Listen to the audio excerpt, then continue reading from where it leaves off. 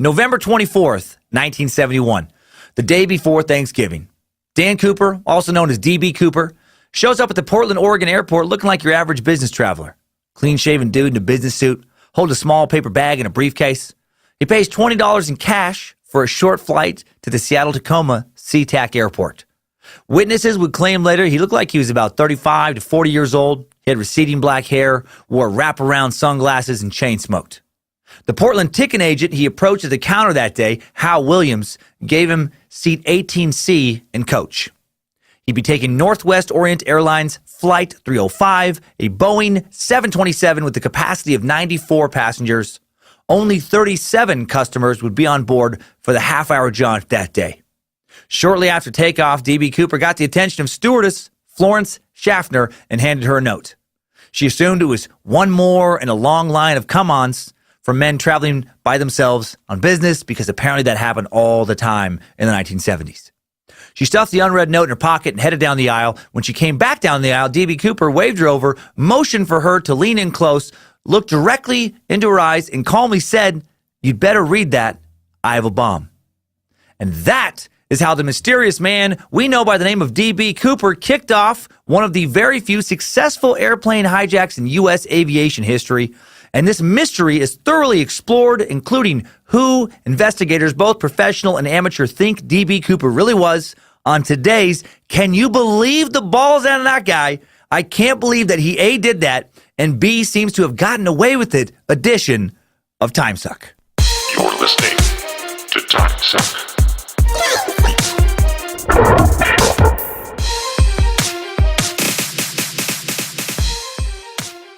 Happy fucking 2019, Timesuckers. Woo! Yep, yep, yeah! Ready or not, it's here. We're doing it. We all made it. All of us listening made it.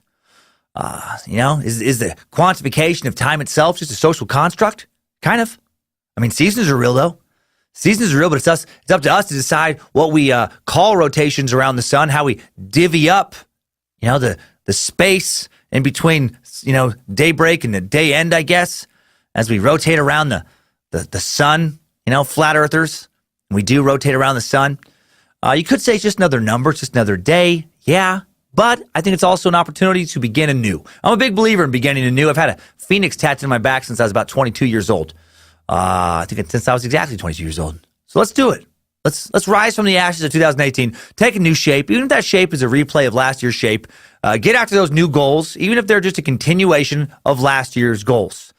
I'm Dan Cummins, Lucifina's meat sack sock puppet, Bojangles' chew toy, Nimrod's symbolic cocker spaniel's stomp, and you are listening to Timesuck.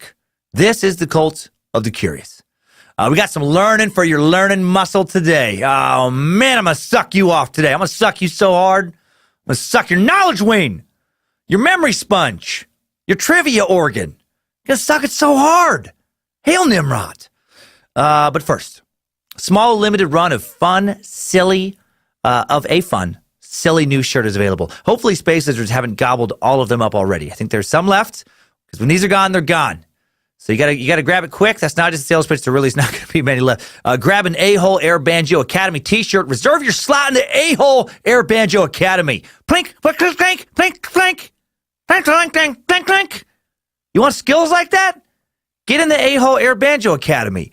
You get a free air banjo with each purchase. Seriously, it's a joke, but you do get something, a real thing that will make sense if you get the shirt. In addition to the shirt, you get a real air banjo, if you will. But it's not just air, but it's not a banjo either. You get something to pretend to play. You can pretend to play this thing. And you should send your A-Hole Air Banjo submission video playing your new air banjo to Bojangles at TimesuckPodcast.com, or just post it online using one of the hashtags, which comes with the free surprise.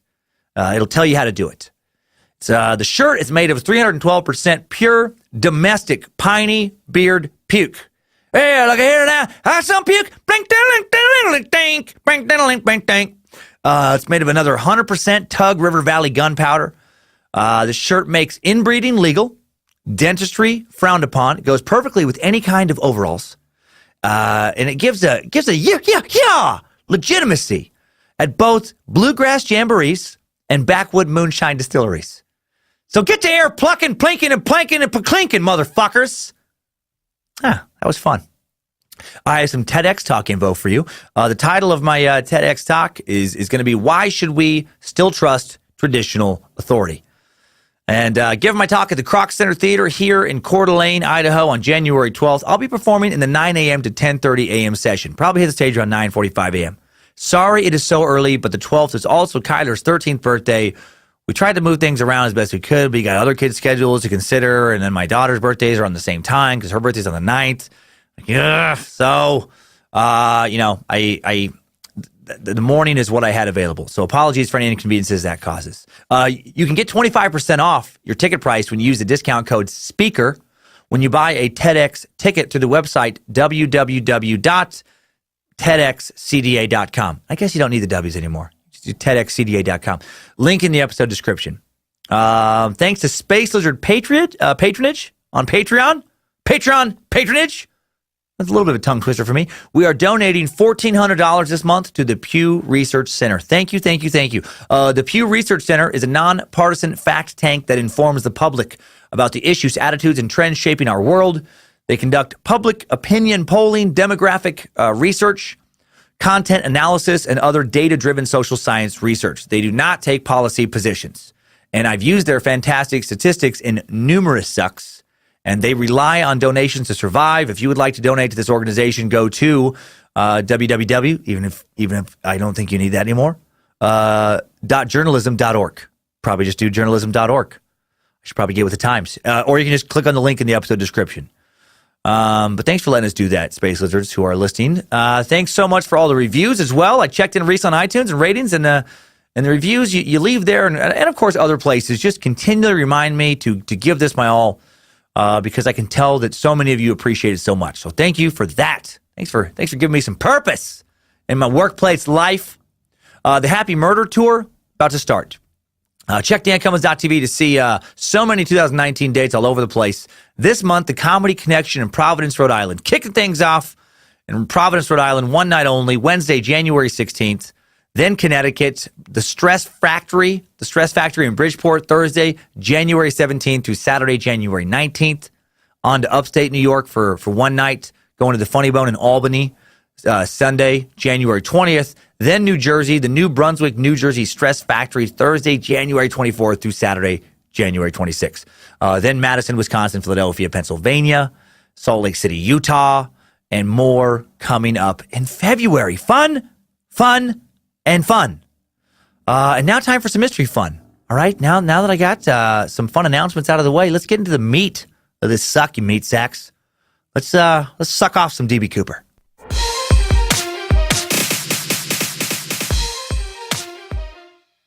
DB Cooper successfully hijacked a plane. Since the majority of my traveling has taken place in our post 9/11 world, we got beefed up airport security. That seems impossible to me. Like, how did he do it? And I know it's fucked up. I know it's a crime. It's a serious crime. And it certainly would be no fun to be on a plane that gets hijacked and legitimately worry that your life will be over soon. But also, however, moreover, kind of like pulling off a bank heist, kind of fucking cool to successfully get the FBI to give you a lot of money. Why? Because of the skill involved. Any petty theft, like, I feel like any old asshole can get a hold of a gun, put on a ski mask, walk into a convenience store, tell the cashier to open the cash register. Holding up anyone or any place does take a certain amount of, I don't give a fuck, for sure. Takes a willingness to risk a long period of incarceration if you can't pull it off. But crimes of brute force primarily just require a brutal person. They don't require a smart person. They don't require someone to have very much intellectual talent. No careful planning is necessary, no finesse. Hijacking a plane and not hurting anyone, getting the FBI to give you over $1 million in today's value, today's money, and getting away with it? I'd be lying if I said I didn't find that extremely, in a way, impressive. But maybe that's not the typical response, that type of behavior. To be fair, I am the guy who, when I was a kid, young man, when I would watch a movie where someone would, rob a bank, for example, I would immediately lose focus on what was going to happen for the next 15 minutes of the movie because I had gone to daydream land where I was robbing so many banks. Robbed a lot of banks in my head. That continued, I don't think I've done it in the last few months that I can remember, but I've had that fantasy a lot in my life, You rob a bank, you get all the money, you move down to South America or Southeast Asia, you live on a beach with a bevy of beautiful girls, strong tropical drinks, a lot of room service, sleeping in, recreational drug use. It's a fun fantasy. It's a very, very fun fantasy. Hail Lucifina. Well, as unthinkable as it may be to hijack a plane, at least a U.S. plane, in the post 9/11 skies, now, I found out through the course of research this week that it used to be very common. Seriously. According to the Aviation Safety Network, over 1,000 flights have been hijacked since 1931 when they began tracking this statistic. Commercial flights actually began way back in 1914. Short, rickety, terrible flights, but flights where you could buy a ticket. The era of mass transit via airlines didn't take off, pun not intended, but punny word play also not changed, until the 1950s. There have been flights around the world that have been hijacked since 9/11 for sure, but not many. There have been some. Just this past April, an Air China flight bound for Beijing made an unscheduled landing in the central Chinese city of Zhengzhou, when a passenger threatened a flight attendant with a fountain pen. For real, dude used a pen. It was not a very successful hijacking, but I feel like it still kind of counts. A male passenger on Air China flight 1350 attempted to use a pen to hold a flight attendant under duress. Luckily, no one was harmed, which makes sense since it was, a pen and not a gun or a knife. Chinese police said the 41-year-old passenger had a history of mental illness. Yeah, that makes sense. I don't think anyone of sound mind tries to hijack a commercial flight with a fucking fountain pen. Especially when it's not, it's a fountain pen that hasn't even been modified to double as like a bomb or a gun or become like a knife or any kind of effective weapon. Oh man, how do you try to hold up a plane with a pen? You will get me my ransom money or I will immediately take out this pen. I will write a series of very scathing letters about how unsatisfied I was with my trip. Oh boy, you just wait. You just wait until I send these letters via the mail like a psychopath, like a person somehow living in the 1990s still, to various consumer organizations that I am hoping still have employees who read the mail, who read hastily scribbled tirades written by lunatics. You think I'm fucking around? Yeah, I have stamps. I have envelopes. I have paper, motherfuckers. College ruled for easy reading. Oh, sit down and put my seatbelt on. Nice try. That's not how a pen hijacking works. Now, that is also going to go in my letter. I don't know what he was thinking. He clearly probably wasn't thinking anything that made sense. Since 9/11, no U.S. flight at all has been successfully hijacked. Not with a pen or nothing. Thank you to air marshals and TSA timesuckers. However, a surprising amount of U.S. flights were hijacked before 9/11. Most well before 2001. I had no idea. You have to go back to 1987 to find an example of an American passenger flight, at least one that either takes off or lands in the U.S., being hijacked. January 11th, 1987, a Continental Airlines DC-9 was hijacked in flight by one Norwood Emanuel. Captain Mark Meyer was credited with thwarting the hijacking by quickly landing at Dulles International Airport outside of Washington, D.C. Captain Meyer confronted and distracted Emanuel in the rear of the cabin, allowing all 49 passengers and crew to successfully evacuate onto the ramp. Captain Meyer, a.k.a. Captain America, himself escaped 2 hours later.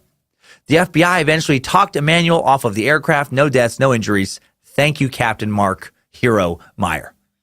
Prior to that, on January 20th, 1983, Glenn Kurt Tripp, 20 years old, of Arlington, Washington, said he had a bomb in a shoebox. He tried to hijack a jetliner to Afghanistan. He ended up getting shot by one of two Federal Bureau of Investigation agents who snuck on board when the plane landed in Portland, Oregon. Thank you, FBI. 4:30 p.m., 3 hours after Northwest Flight 608 arrived from Seattle with 6 crew members and 35 passengers, FBI agents climbed onto the cockpit of the plane, or into the cockpit of the plane on a remote runway of Portland International Airport. All 41 people aboard escaped unhurt. No bomb was found. And then, Kurt was convicted of extortion and kidnapping in a July 11th, 1980, for this crime. Prior to this, there was another example. This story is nuts. On December 21st, 1978, 17-year-old Robin Oswald hijacked TWA Flight 541 flying from Louisville, Kentucky to Kansas City, Missouri, claiming she had 3 sticks of dynamite. The plane landed at Williamson County Regional Airport, now known as Veterans Airport of Southern Illinois, where she hoped to seek the release of her mom's boyfriend, Garrett Trapnell. Garrett was serving time at Marion Federal Penitentiary for a January 28, 1972 plane hijacking. On May 24th, 1978, Robin's mom, Barbara Ann Oswald, she was killed after she also attempted a hijacking. This family, man, so there's some real winners. Mom hijacked a helicopter in an attempt to fly it into the prison and rescue her imprisoned boyfriend, and she was shot dead. And then her daughter, Robin, eventually surrendered at the Williamson Airport. The dynamite was revealed to be flares, and I don't know how much trouble she got in because the state of Illinois didn't release information regarding her conviction or sentencing because of her juvenile status at the time of her crime. Boyfriend, mom, daughter, all three hijacked three different aircrafts. In 1978, all three failed miserably. Boyfriend got sent to prison, mom got shot, daughter got caught. Worst crime family ever. Overall, very few hijackings in the 80s or 90s, but during the time in which today's 1971 tale takes place, tons of hijacking. This is what blew me away. There was an epidemic of domestic flight hijackings in America between 1968 and 1972. Over 130 American airplanes were hijacked during this 5-year time span. There were 40 commercial aircraft hijackings in the U.S. in just 1969. Occasionally, multiple hijackings even occurred on the same day. How was this possible? Well, mostly because airport security did not exist. Gotta say, this episode has made me way more appreciative of TSA agents and security lines. Prior to 1973, airports didn't have metal detectors, and your carry-on luggage wasn't screened or searched. You could throw whatever you wanted in your bag. Overwhelming odds are no one is going to check it. There was no security. You could just just walk right up to the boarding gates without even buying a ticket. You'd go to the bar, have a few drinks, hand off a briefcase full of drugs or guns to somebody, just bounce on out the airport. In 1970, you didn't even need ID to get on the plane. How nuts is that? Ticket agents were instructed to give each traveler a once-over looking for behavior that would-be hijackers might display, like lack of eye contact, inadequate concern about their luggage. But then starting January 5th, 1973, the FAA put mandatory screenings in place for all airplane passengers. They started hiring outside contractors to do that. Why? Because in late 1972, the government realized that planes could be used as weapons. And they realized this when on November 10th, 1972, 3 hijackers threatened to crash Southern Airways Flight 49 into a nuclear research reactor near Knoxville, Tennessee, if they didn't receive $2 million. The airline came up with the money, but the flight continued with a few stops and delays all the way to Havana, Cuba, where the hijackers were then caught and put in jail. Another random piece of trivia, hijacking flights and taking them to Cuba, super common around this time. You couldn't buy a flight to Cuba because of the U.S. cutting off diplomatic relations with Cuba after Fidel Castro made it a communist nation starting in 1959 when he took the country over, him and his cohorts. If you were some young revolutionary who idealized communism and idealized the Cuban Revolution, how did you get to Cuba? You hijacked a plane in the States. And odds are Cuba was not going to send you back to the U.S. to be jailed because they didn't have an extradition treaty with the U.S. However, sometimes you got thrown in jail down there because Fidel Castro also didn't necessarily want you to come over. He didn't invite you.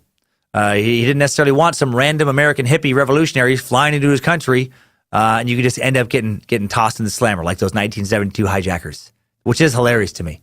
That they made it, they got the money, they made it, and instead of like some parade that they probably thought was going to be thrown for them, they just got tossed in jail. We did it, Fidel! Ah, viva la revolution! Cuba, Cuba, Cuba! Hey, get your hands off me! Why are you grabbing me? Why are you locking me up? Oh, come on! Guys, I wanted to burn some flags.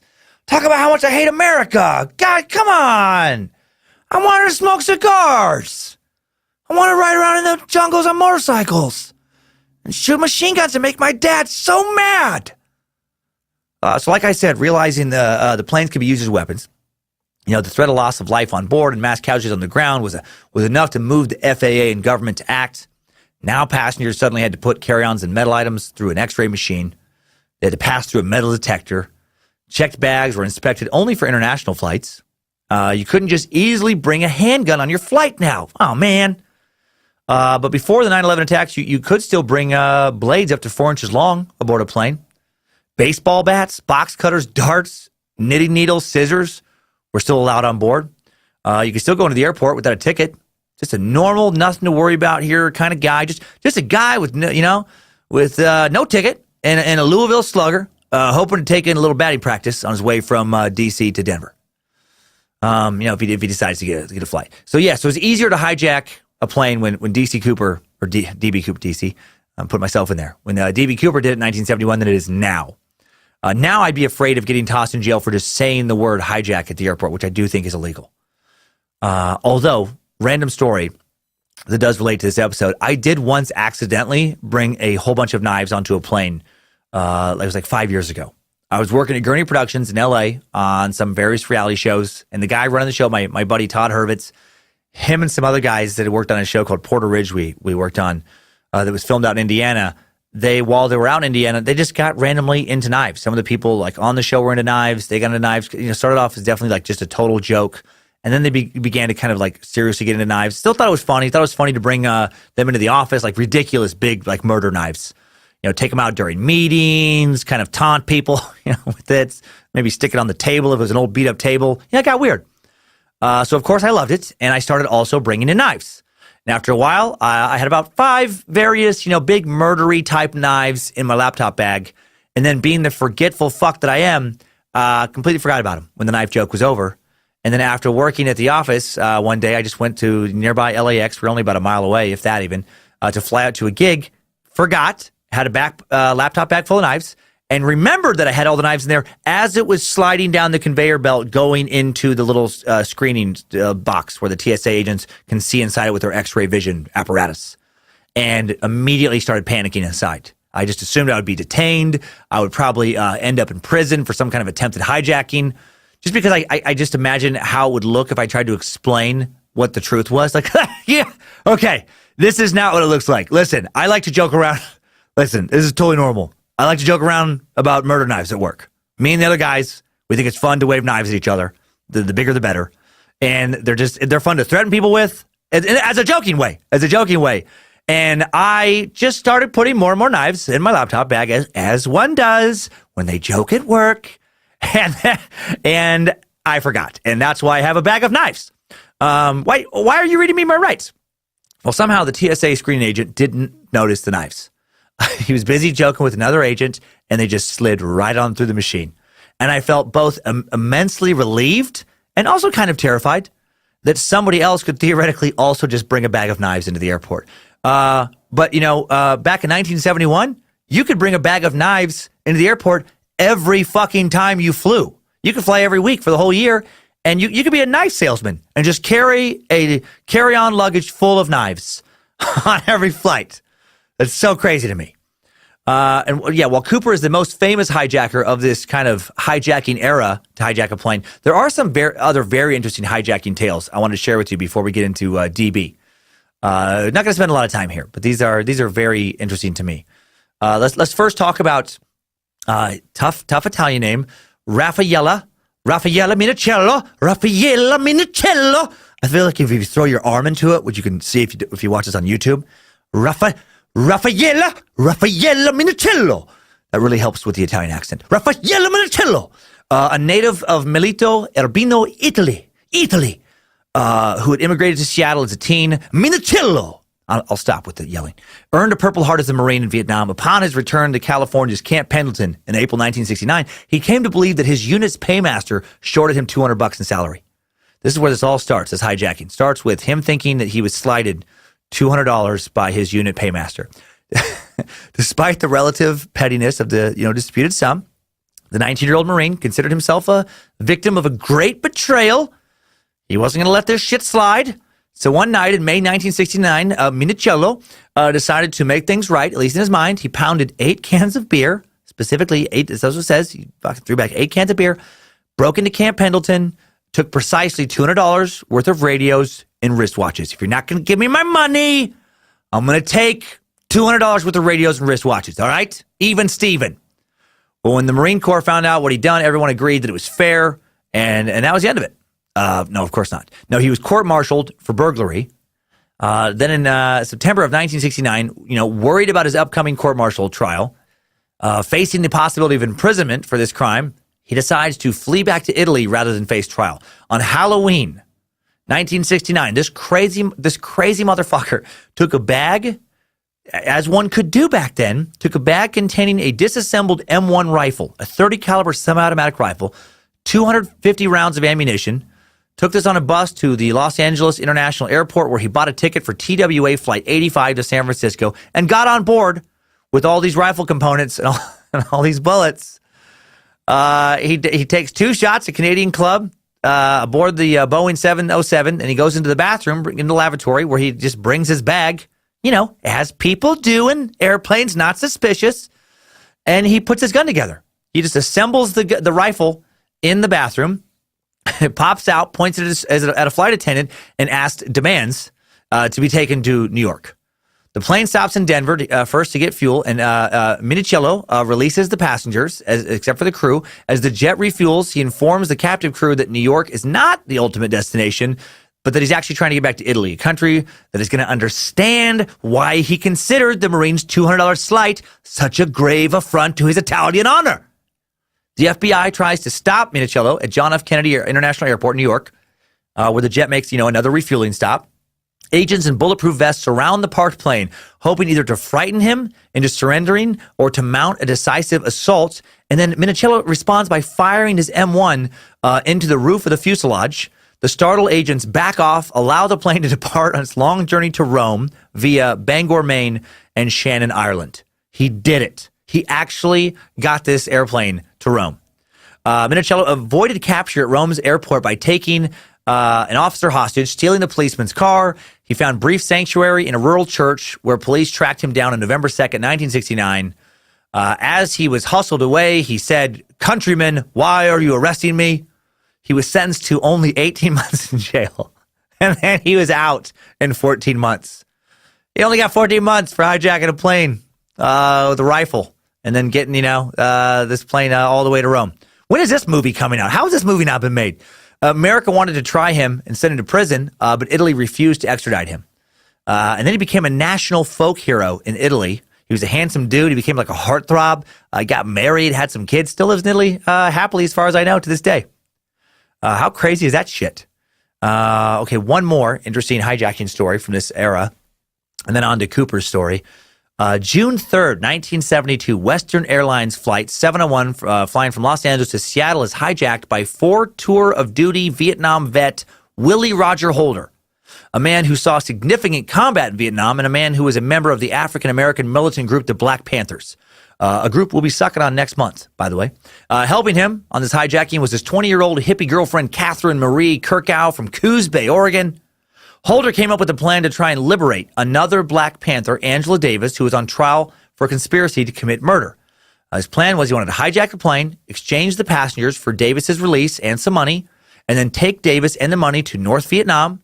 He wanted to go to North Vietnam because he felt guilty about what he'd done in the war, what he'd done as a North Vietnamese. He disagreed politically with the Vietnam War, was angry towards America. We are also sucking the Vietnam War later this year. Very excited for that topic. And then Willie Holder and Catherine, they do, hijack a plane. They claim they have a bomb in a briefcase, just like Db Cooper had done. They demand $500,000. After allowing all 97 passengers to get off in San Francisco, they had the crew fly them to Algeria. They fly to Africa, where they're granted political asylum. A number of Black Panther members were living in Algeria. The Algerian government confiscated and returned almost all of the ransom money they'd gotten. They did get the $500,000 to U.S. officials, and then they got away with it for 3 years. Algeria also did not extradite people to the U.S. at that time. But then on January 25th, 1975, the 2 hijackers carrying fake passports were arrested on illegal entry into France by French police. On April 15th, 1975, a French court refused a U.S. extradition request for the pair on grounds that the hijacking was a political act. In July 1986, French authorities moved to deport Holder to the U.S. after he completed a sentence for a completely separate crime for 1984 assault charges in France. I found some LA Times articles from the late 80s stating that he was scheduled to be tried for the initial hijacking, but I couldn't find any information about a conviction or sentencing. His old girlfriend, Kirkow, went missing in France in the early late 70s, was never extradited, and her whereabouts and status remain unknown to this day. And to this day, she remains on the U.S. most wanted list for domestic terrorism. So she's, in all likelihood, out there living somewhere. So they both got away with it for a while. Catherine probably will never get caught, but they didn't get to keep the money. Raffaella Minicello, didn't get any money, and while he became a folk hero, he did go to jail. DB Cooper may have, if he did in fact live, he may have gotten to keep the money, and he definitely avoided jail time, at least for that crime. Okay, so now we all know more about the history of air hijackings. Let's dig into arguably the most famous story about a non-terrorist airline hijacking of all time. I don't know why today's words are especially tough for me.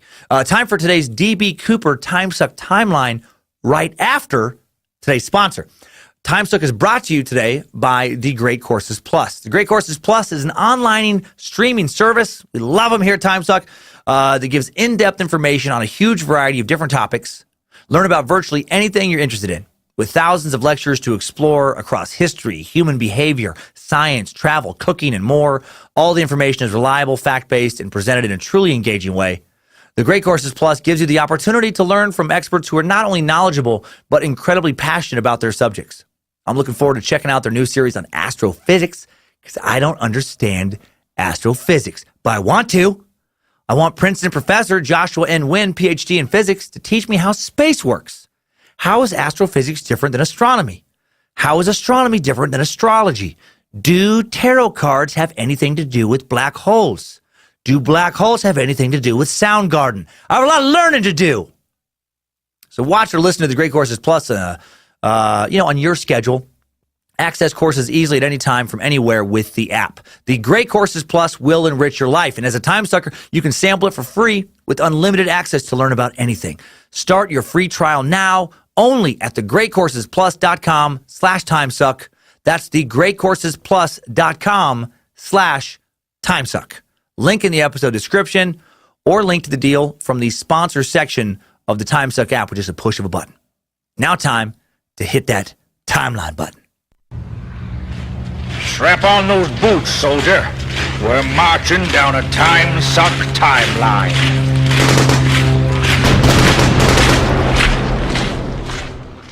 Start today's timeline, where the episode began. November 24th, 1971, 2:50 p.m. Pacific time.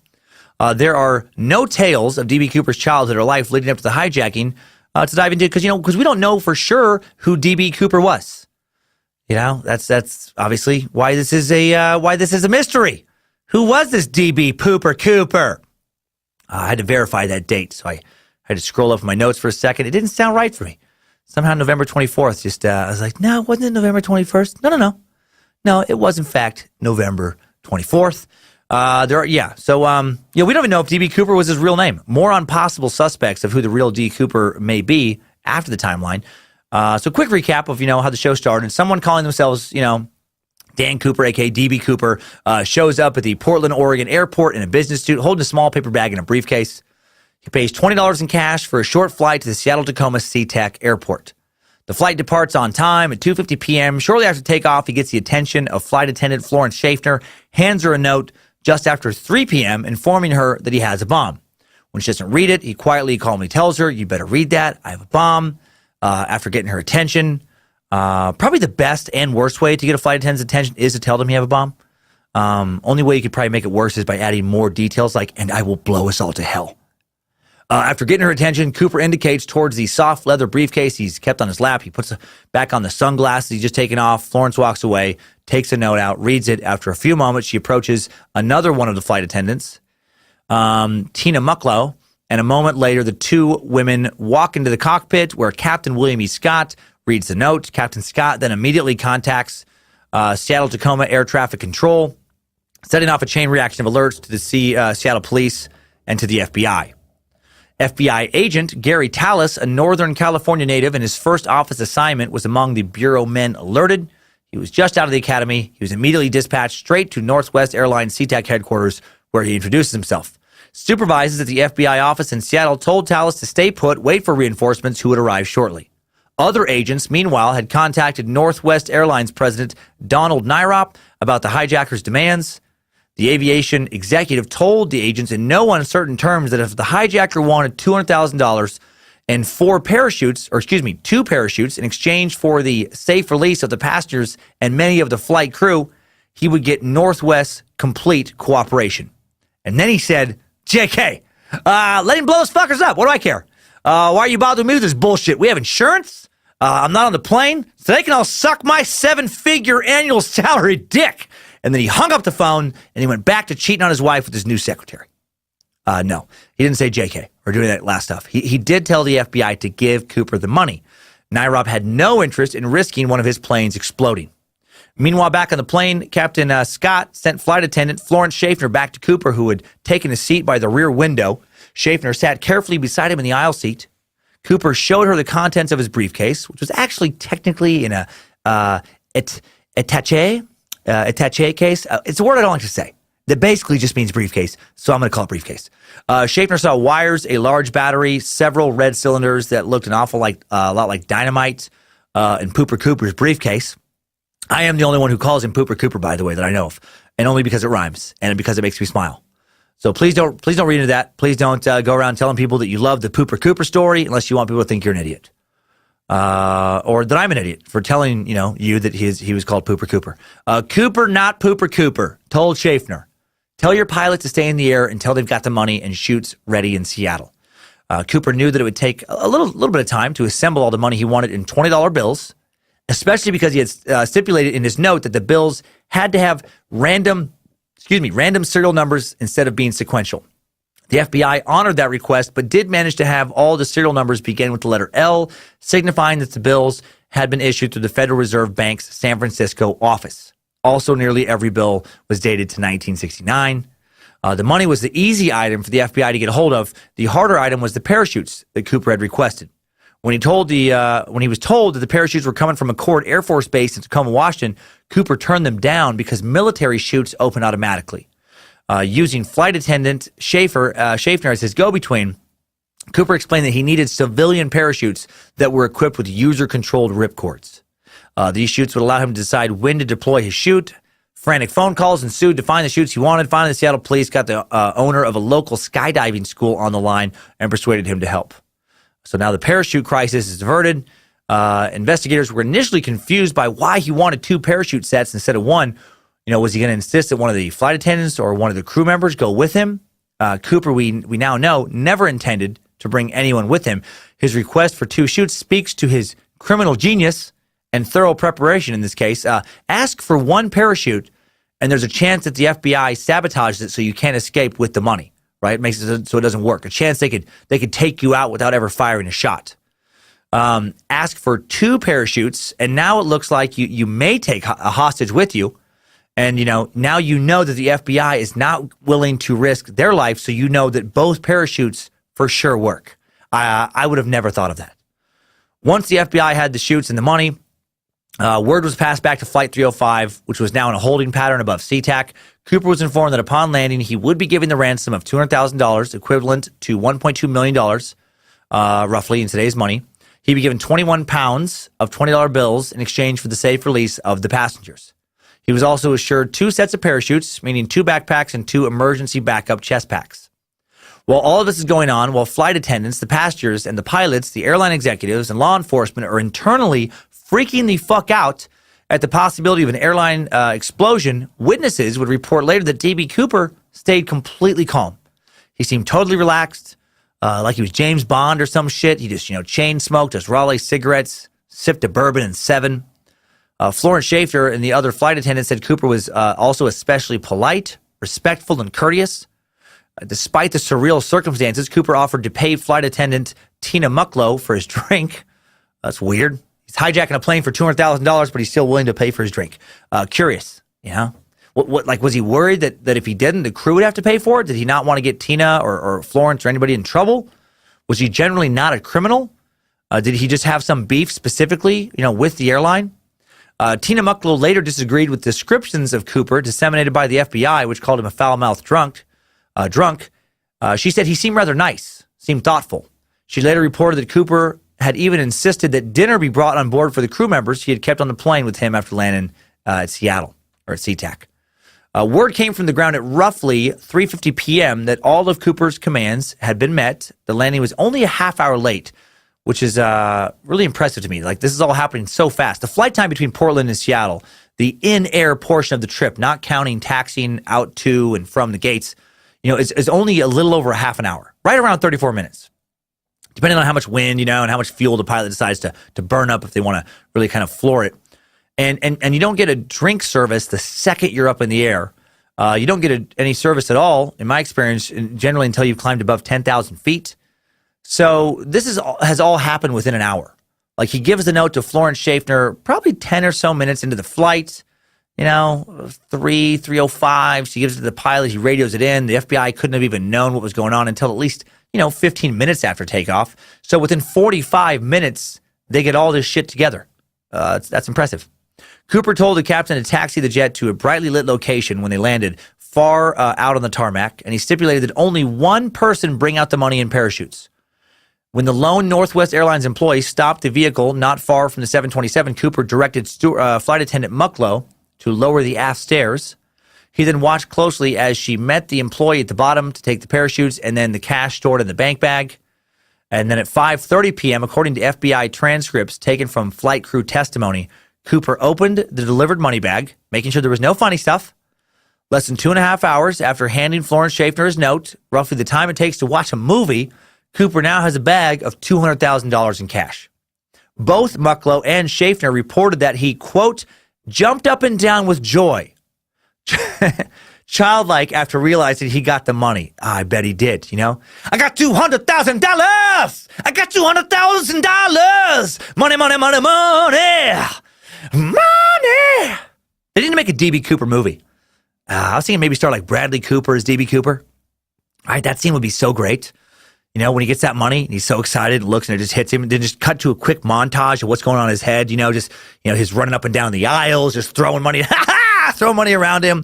Quick cuts to like a cockpit orgy with the flight attendants. Then cut to everyone just cheering for him and clapping as he stands with each arm around a flight attendant in first class. Everybody's, you did it! You really did it! For he's a jolly good fellow, for he's a jolly good fellow, for he's a jolly good fellow, nobody can deny. And then it just snaps back to the reality of him just quickly jumping up and down like a happy kid. One movie was made, a huge box office flop, actually starring Robert Duvall, who I love. I love Robert Duvall. And Treat Williams as DB Cooper. Haven't seen it. Came out in 1981. Just didn't do well. Made $3.7 million on a $12 million budget. After checking on the money, Cooper then lifted the sack to test the weight, make sure it felt like, a little over 20 pounds. He even had Schaffner hold it back so she could feel the weight. Mccoy then joked with Cooper about it being a lot of money and jokingly asked if she could have some. And then Cooper immediately just reached into the bag and gave her a bundle. Mccoy told him she was just kidding and handed the bundle back, saying that she could not accept what she called gratuities. What a strange detail. Like, who is this guy? Like, he clearly doesn't need all of the money if he's willing to give a bundle of it just to, who's technically a hostage just because she asks. Strange rapport he has with the hostages. He doesn't seem like a mean-spirited person. Why did he do this? Just to see if he could do it? Does he just hate somebody at Northwest Airlines? Very strange. All of this is so strange. In return for having his demands met, Cooper let all of his fellow passengers leave the airplane, along with two of the flight attendants, Florence Schaffner and another woman named Alice Hancock. Hancock turned back when she realized she'd forgotten her purse, sheepishly asked Cooper if she could retrieve it. Sure, he said. I'm not going to bite you. Hancock noticed he was already in the process of putting on one of his chutes. Mccoy added he refused the parachute instructions that I handed him, saying, I don't need those. He opened one, looked inside, then closed it up before putting it on. And then he put it on easily, as if he had done this before. Just as cool as a cucumber. No big whoops, or no big whoop, as Reverend Dr. Joe motherfucking Paisley would say. He's a whoop guy. He's a whoop guy, not a whoops guy, like Lindsay myself. DB Cooper, just, calmly making a couple $100,000 in an easy afternoon's work. Cooper kept the remaining flight attendant, Tina Mccoy, on board, as well as Captain William Scott, First Officer William Ratazek, flight engineer H.E. Anderson. You have a grudge against Northwest? Mccoy asked at one point. I don't have a grudge against your airline, miss, is what DB Cooper said. And then then his final answer, I guess, became famous. He said, I just have a grudge. I just have a grudge. What does that mean? Against whom? Someone who works at the airline? Someone in the government, someone in his personal life he just needs to prove something to? Captain Scott told Cooper that an FAA executive had asked permission to come on board the plane and explain to Cooper the penalty for air piracy. Tell him to forget it, said Cooper. That would be super weird if this is where the story ended. You know, like if Cooper was like, wait, what? What?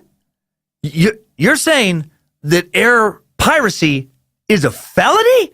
Are you serious? I didn't even realize it was illegal to tell the FBI they were going to blow up a plane unless they gave you $200,000. OMG. SMH. FML. Just tell them I'll turn myself in. Tell them I'm sorry. This has been one giant misunderstanding. If someone would have told me yesterday, I was just fooling around having fun. YOLO. Cooper then set himself to the task of figuring out how to operate the aft stairway. He initially insisted the stairway be left down upon takeoff so he could walk down to jump off later, but then the crew made him realize that a metal stairway scraping and sparking under a fully fueled airliner was a real bad idea. So he told the crew, that's all right. The captain can do it after we take off, which FBI agents, later, which kind of revealed, to FBI agents investigating this later that he probably wasn't that familiar with the plane he was on because that wasn't possible. The cockpit had a stair warning light, but not a lowering button. It was, the captain could not actually just push a button and take this stairway down later.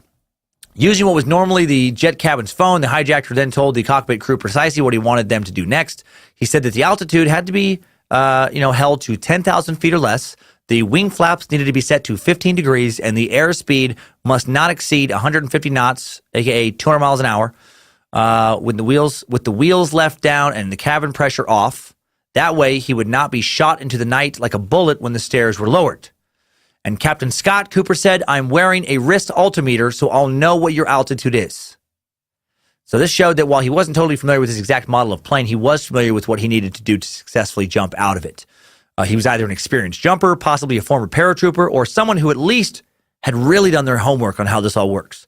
After giving his instructions, he instructed the crew to remain in the cockpit for the entire flight. His flight instructions regarding wing flap, angle, altitude, and cabin pressure made co-pilot Ratazik think Cooper probably had some type of military background, as he recently revealed to Mountain News publisher Bruce Smith, when he told me to set the wing flaps at 15 degrees, I knew he was a smart guy. His knowledge of the exact parachuting dynamics of the 727 were uncanny because in 1971, it was classified information, known only to select Boeing officials and military personnel working covert operations in Vietnam. The skyjacker next told the crew he didn't care which route they took south as long as they ended up in Mexico. Mexico was 2,200 miles away, but Flight 305 wasn't going to be able to exceed 1,000 miles, with its fuel. So considering this, Cooper decided that they would stop for fuel in Reno, Nevada. The pilots and airline flight operations wanted to take their special passenger out over the Pacific Ocean, but the FAA in Sacramento, California did not approve this risky low and slow plan. So the jet was assigned another route, a route down the popular Victor 23, an 8-mile wide forestry corridor west of the most dangerous mountain peaks, which would send the airliner above downtown Portland. Some Cooper experts think this was all part of Cooper's plan. They think he knew, based on the flight route, where he would have to end up flying, that he knew Flight 305 would be flying over predictable terrain that he had planned all along to jump down into. At 7:36 p.m., after 2 hours on the ground in Seattle, Flight 305 rose into the air once more, less than 5 hours after the hijacking began. Aloft, Cooper ordered flight attendant Tina Mucklow to join the rest of the crew members inside the cockpit. Before she closed the curtains that divided first class from coach, she caught a glimpse of Cooper working intently, tying the lassoed bank bag to his waist. Then, while adjusting a parachute, he waved goodbye to Tina. Former FBI agent and author Richard Tosaw told the London Sunday Telegraph he had pressed Mucklow for details about that last moment, and Tina said he put the chute on as if he'd done it every day. Mucklow knew the cockpit door did not have a peephole, and not even the most advanced jetliners back then boasted remote cameras or video monitors. There would be absolutely no way to keep an eye on Db Cooper now that the crew was in the cockpit. At 7:42 p.m., Mucklow pulled the door closed behind her. The very last thing she saw was Cooper dump some money into an empty chute container Then he began cutting cords from the shoe, tying it around his waist. Okay, so this is kind of a recap of what we just said. And then, so she watched him get ready to jump. And then shortly after 8 p.m., a red light came on at a rarely used corner of Flight Engineer Anderson's instrument panel. Beside it were the ominous words, "Open door." Everyone in the crew knew this meant that the aft stairs had now been let down. So he figured out how to get the stairs down in the back. Cooper had been able to lower them by himself. Scott clicked on the intercom, "Is there anything we can do for you?" And then Cooper answered that everything was, quote, okay. And that was the last the crew would ever hear from DB Cooper. At 8:13 p.m., the crew felt a slight dip in the elevation of the jet's nose, a quote-unquote pressure bump, closely followed by a corrective adjustment in the tail, a phenomenon they felt indicated Cooper had just jumped. Captain Scott took note of precisely where they were, very nearly over the Lewis River, some 25 miles north of Portland. The crew members exchanged looks. The question hanging in the air was so obvious it didn't need to be asked. "We keep going to Reno no matter what," said Scott. There was no way for them to know if their suspicions were correct without doing what the hijacker had warned against, leaving the cockpit.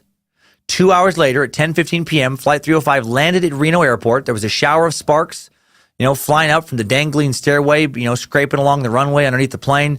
Then the plane sat idle as the crew waited nervously, and minutes ticked by. Finally, Scott turned on the intercom, asked if anyone could hear him. He tried a second time. Since he got no response, he carefully opened the cockpit door. The passenger cabin stretched out before him, empty of life, the air chilly due to the yawning, wide-open rear exit. Cooper was gone. He'd probably been gone for 2 hours. He plunged into the night air. The temperature was estimated to have been 22 degrees that night, with winds gusting, icy rain hitting Cooper in his face.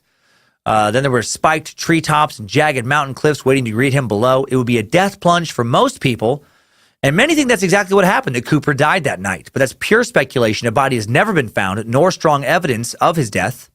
Also, within hours, Washington State residents near Cooper's suspected jump zone reported hearing someone who was very much alive. Someone taking off in a small, sputtering plane. Was it Cooper? Could DB Cooper have been talented enough to jump into an area where a small plane was waiting for him so he could pilot himself away? Maybe. There's so much we don't know. Former Reno Evening Gazette photographer Marilyn Newton was at the airport in Reno when Flight 305 landed. Her pictures of the parked airliner, the very, very tired crew, and a police canine dog sniffing the aft ramp steps were immediately picked up by World Wire Services. Soon there were 24 press members at the Reno airport waiting for a press conference. FBI agents interviewed the crew until 2 a.m., and then a quick press conference was held. The crew didn't report anything significant that you don't already know. They mostly just spoke about how calm Cooper was throughout the entire hijacking. When Cooper jumped the night of November 24th, 1971, he didn't just capture $200,000. He captured the imagination of the American public. Days after the ordeal, sociologist at the University of Washington, Dr. Otto Larson, characterized his first case of parachute piracy as, quote, "an awesome feat in the battle of man against the machine. One man overcoming, for the first time being anyway, technology, the corporation, the establishment, the system." Jeffrey Gray, author of the 2011 book Skyjack, The Hunt for DB Cooper, has thought a lot about the cultural phenomenon aspect of the Cooper incident. He pointed out how one man with that single leap seemed to alter the nation's moral landscape. Cooper created a situation where, in almost Robin Hood style, many people found themselves rooting for the bad guy, the hijacker. He had transcended the mundane, everyday existence that people often feel they are trapped in. I get that. Who hasn't, even if it was just for a fleeting moment, daydreamed at some point about finding a bag of money, winning a big sum of money, or somehow just getting a bunch of money and starting a new life? That's why most people gamble or play the lottery. Well, Cooper just didn't buy a lottery ticket. He stole the fucking lottery money. He just took it. Taking what you want in life is usually seen as a tremendously admirable and enviable quality. Go forth and kick ass, take names, dominate. Like we're taught to kick ass in school, kick ass in sports, kick ass at work. Kicking ass is good. However, we're also taught not to break the law. Breaking the law, bad. In this situation, it seems like admiration for Cooper so brazenly and coolly taking what he wanted superseded how he had to break numerous laws in order to do just that. The FBI began their investigation into apprehending Cooper shortly after his flight landed in Reno. He'd taken almost everything he had brought on board with him. His hat, the briefcase bomb, his overcoat, which we'll never know if that was a real bomb. He took the briefcase that looked like a bomb. Took one, a set of parachutes. The cash in a bag, of course, also gone. Where all that is now is anyone's guess. Left behind were a necktie, a pair of Raleigh filter cigarette butts, a signed gate ticket, all destined for analysis and obsessive expert consideration. If he would have just left those cigarette butts today, DNA analysis might have caught him. There would also be pictures of him taken from various security cameras. Someone would have gotten a pic or a video with a cell phone. You really couldn't do something like that today. Not like he did it. He also left behind an issue of Pootie and Juju.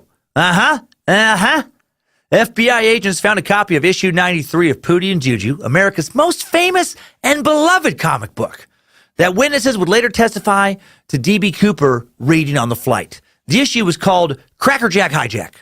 In this issue, Pootie finds a very unusual prize in the bottom of a box of Cracker Jacks while on lunch break from Pootie's job at the post office. Specific instructions for how to build a briefcase bomb, use it to hijack an American domestic flight, and then disappear without a trace. That's a great Crackerjack prize. At first, Pootie had no interest in actually hijacking a flight. But then Pootie remembered how sad Juju had been recently because Juju desperately wanted a life-size marble statue of Juju's beloved Aunt Ting Tang to put in the backyard garden. And that statue was going to cost $200,000. So Pootie decided to take the hijacking idea and park it in the shed, which of course means to consider something and ponder on it a while. The next weekend, Pootie decides to just go for it. Carpe diem. And Pootie heads to the local airport in Dingleland, just south of Yickenville, where Pootie lived with Juju, which was a bit north of Doodletown. Pootie decided to use the alias Tootie, so no one would know Pootie's real name. And then Tootie, a.k.a. Pootie, pulled off the same type of heist that DB would end up pulling off. Pootie then bought the statue for $200,000, had it placed in the garden while Juju was off running errands, and then when Juju came home and saw it, Juju was pissed. Dang it! Gosh dang it to heck!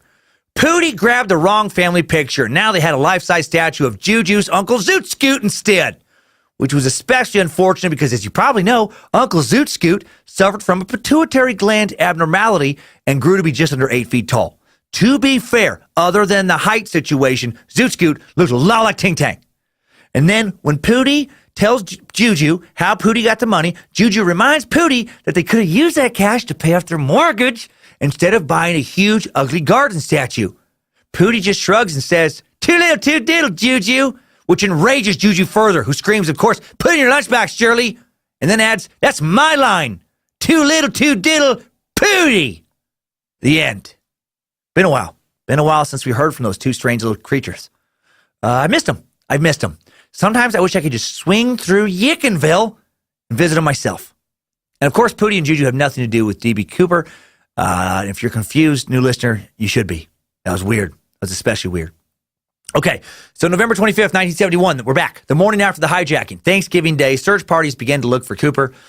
They combed the area which Cooper was suspected to have jumped for several weeks. At one point, the Air Force's top-secret SR-71 Blackbird spy plane was quietly called in to assist. We learned about that bad boy back in the Area 51 suck. Why was the fastest plane on Earth dispatched to find a single person who was either dead or, traversing through the forest floor under a blocking canopy of trees? Well, probably because that plane also had what was most likely the world's best surveillance equipment on board. But it didn't find Cooper. Nope. A thick layer of low clouds did not help the search.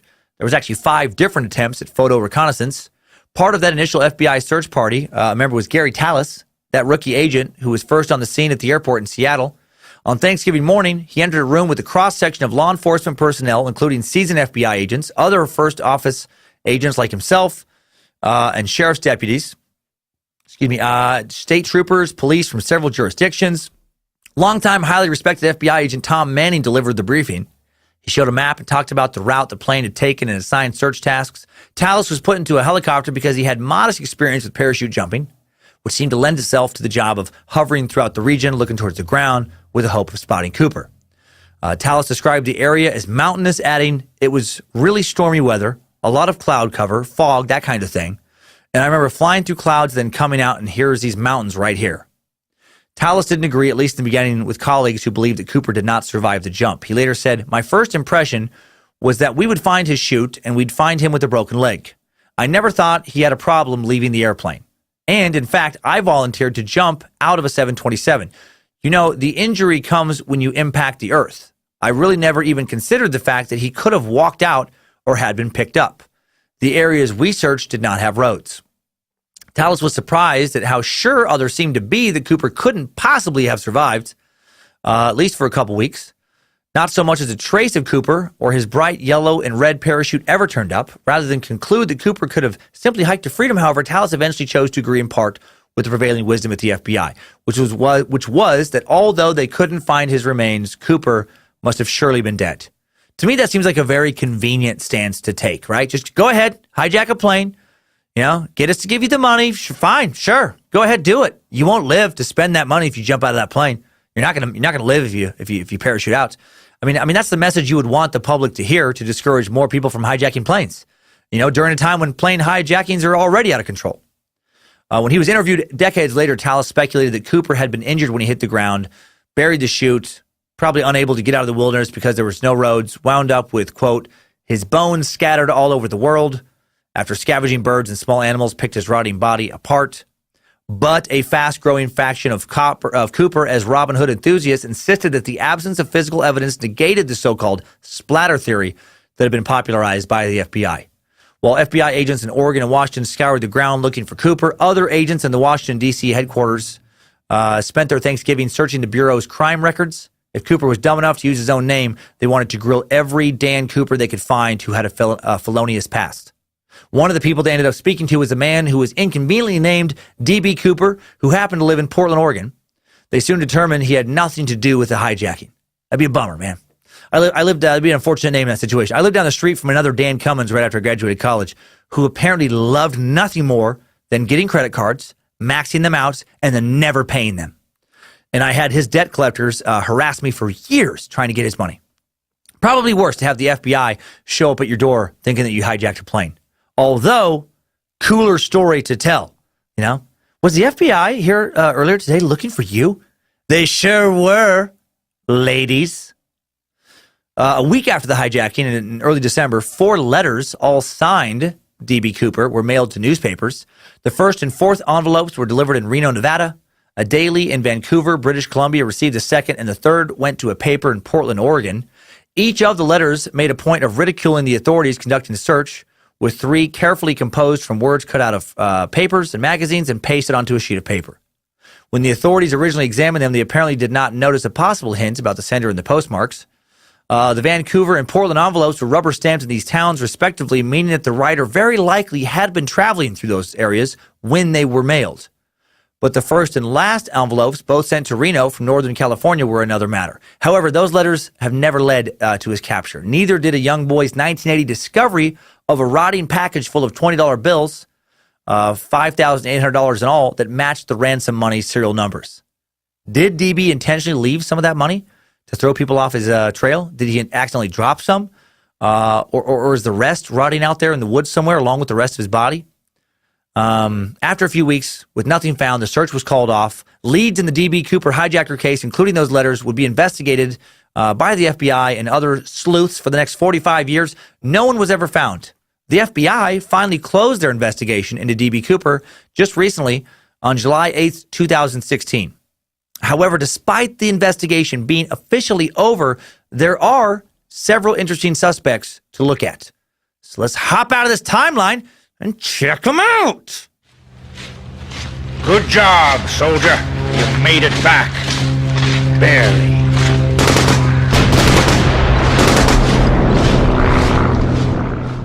All right, so let's start off with the main suspect in the Db Cooper case.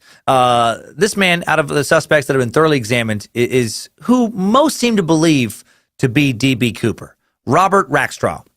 Robert, or as I like to call him, because it makes me smile, Bobbert. Why doesn't somebody named Robert or Bob go by Bobbert? Bobbert was a former Special Forces paratrooper, explosives expert, and pilot/con man who has lived under about 22 different aliases, who now lives, somewhere around San Diego as a 73-year-old man. He was eliminated as a suspect by the FBI in 1979, but a lot of DB obsessives investigators still think he's a dude. And I got to say, they make a compelling case. Robert Bobbert Wesley Db Cooper Rackstraw was born in Ohio in 1943. He grew up in a divorced family who moved to a secluded area of the Santa Cruz Mountains south of San Jose, California when he was a young boy. He was interested, like a lot of little boys, in airplanes from an early age, built a lot of model airplanes, got way into model airplanes. I did that for a while. Good old super glue. Oh, man. Worked good, smelled better. I didn't do drugs as a kid, but I did build a lot of model airplanes in rooms without open windows, so I kind of did do a lot of drugs as a kid. Old super glue and model airplane paint gets you dizzy and lightheaded quick.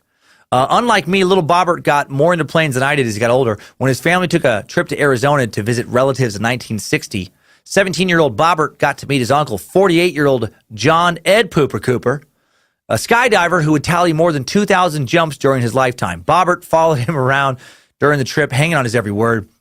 All he wanted to do was hear about skydiving. By the end of the journey, Bobbert was hooked. It's impossible to know the full impact of that experience on young Bobbert, but 7 years later, he did become a paratrooper. 3 years before he became a paratrooper, he also chose to go by the name of Cooper out of respect for his uncle, Ed Cooper. That's an interesting coincidence for sure. Not legally known as Cooper, but went by Cooper. Bobbert was also allegedly quite a charmer. He got a couple girls pregnant in high school. His sister, Linda Lee, would later say he lied to girls a lot. He wouldn't tell one he was dating another. He didn't seem concerned if he hurt somebody. Others in his family also say he lied a lot, said he became quite the con man. His family couldn't figure out which part of what he said was true and which part was invented half the time. Young Bobbert started sounding like a textbook sociopath. Never bothered by the fact that his constant lies and deceptions hurt other people. His sister would say he had no moral compass, not well liked by the fam. He married Gail Marks, and they would go on to have 3 kids together. In 1964, 21-year-old Rackstraw joined the California National Guard, excelled at training in advanced military techniques such as halo, high altitude, low opening, parachute jumping. In January 1967, Corporal Robert W. Rackstraw, now in the U.S. Army Reserve, was transferred to Fort Benning, Georgia, where he attended 4 weeks of infantry jump school, followed by an 8-week class in demolition training in Fort Bragg, North Carolina. Rackstraw earned his reserve sergeant stripes and left Fort Bragg to return to his growing California family. On weekdays, he would begin taking microwave engineering classes at Cabrillo College. And on the next 43 weekends, he trained with the U.S. Navy Reserve in scuba, underwater demolition, and weapons practice. During this period, he also got himself a second social security number, which is odd. Why would you do that? Unless you were leading a second life. Gail filed for divorce from Bobbert in 1968, 3 years before the hijacking. She would claim spousal abuse in a divorce request that was printed in a local paper. She quickly changed her mind, though, and the two remained married for a few more years. On May 9th, 1969, Rackstraw graduated from flight school. He learned how to fly helicopters, and then he left to go fight in Vietnam. He ended up initially working in a maintenance hangar repairing helicopters during the war. Fellow pilot Wayne Olmsted, then 21, said he flew and bunked with Rackstraw in Vietnam, said he was a fearless, very likable guy, if a little crazy. He always had unauthorized weapons around, like a Browning Army rifle, AK-47s, and grenade launchers. He would also make these satchel charges, which is like a dynamite-type charge. He soon left working in maintenance and began regularly flying choppers and aerial missions. He learned how to conduct low airspeed, nap-of-the-earth reconnaissance flights, frequently hovering over suspected enemy locations to mark the sites with smoke grenades for helicopter gunships. And then 6 weeks after getting the chance to conduct these aerial missions, which required a high level of security clearance, he was no longer allowed to conduct them. Army investigators researching his background for his security clearance became aware of some troubling behavior he'd exhibited growing up in Santa Cruz County, California. It's unknown exactly what they uncovered. Could have been his authorship of those 2 teenage pregnancies. There was an early drunk driving arrest on his record, some fake IDs he'd created, his ex-wife's extreme cruelty claim and public divorce records. There was a front-page jail arson fire he'd committed after getting arrested for drunk driving. Any one of these would have canceled the Department of Defense security application. Despite losing clearance, he didn't stop fighting in the war. On March 1st, 1970, a newspaper article stated that Rackstraw was awarded a Distinguished Flying Cross, DFC, the nation's highest aviation award, for taking a high-risk action, presumably a rescue, where he went above and beyond the call of duty. On April 17th, he was again recognized for courage, this time with the Silver Star for exceptionally gallant action during an intense Viet Cong mortar barrage and ground attack on surrounded American forces. Rackstraw skillfully maneuvered his helicopter into the firebase and quickly completed the vital evacuation of several wounded soldiers. Or did he do any of that? Investigators have since stated that old newspaper articles about Bobbert, that he would point to as claims of him having done this stuff appear to be forgeries, in the sense that it appears he lied to editors back home about his war exploits to get this bullshit printed, the work of a con man. And then he got into more trouble with the military. In 1971, back in the States, Rackstraw's commanding officer became aware that Bobbert was beating his wife, insisted that his wife, this commanding officer insisted that his wife, Gail, and their kids be taken into his own residence, where his wife and military guards would personally stand between them and anything Rackstraw might try to do. A report of Bobbert choking his wife apparently triggered a discreet Army investigation that would go on for many weeks, during which time Bobbert was stripped of his post at Army Aviation.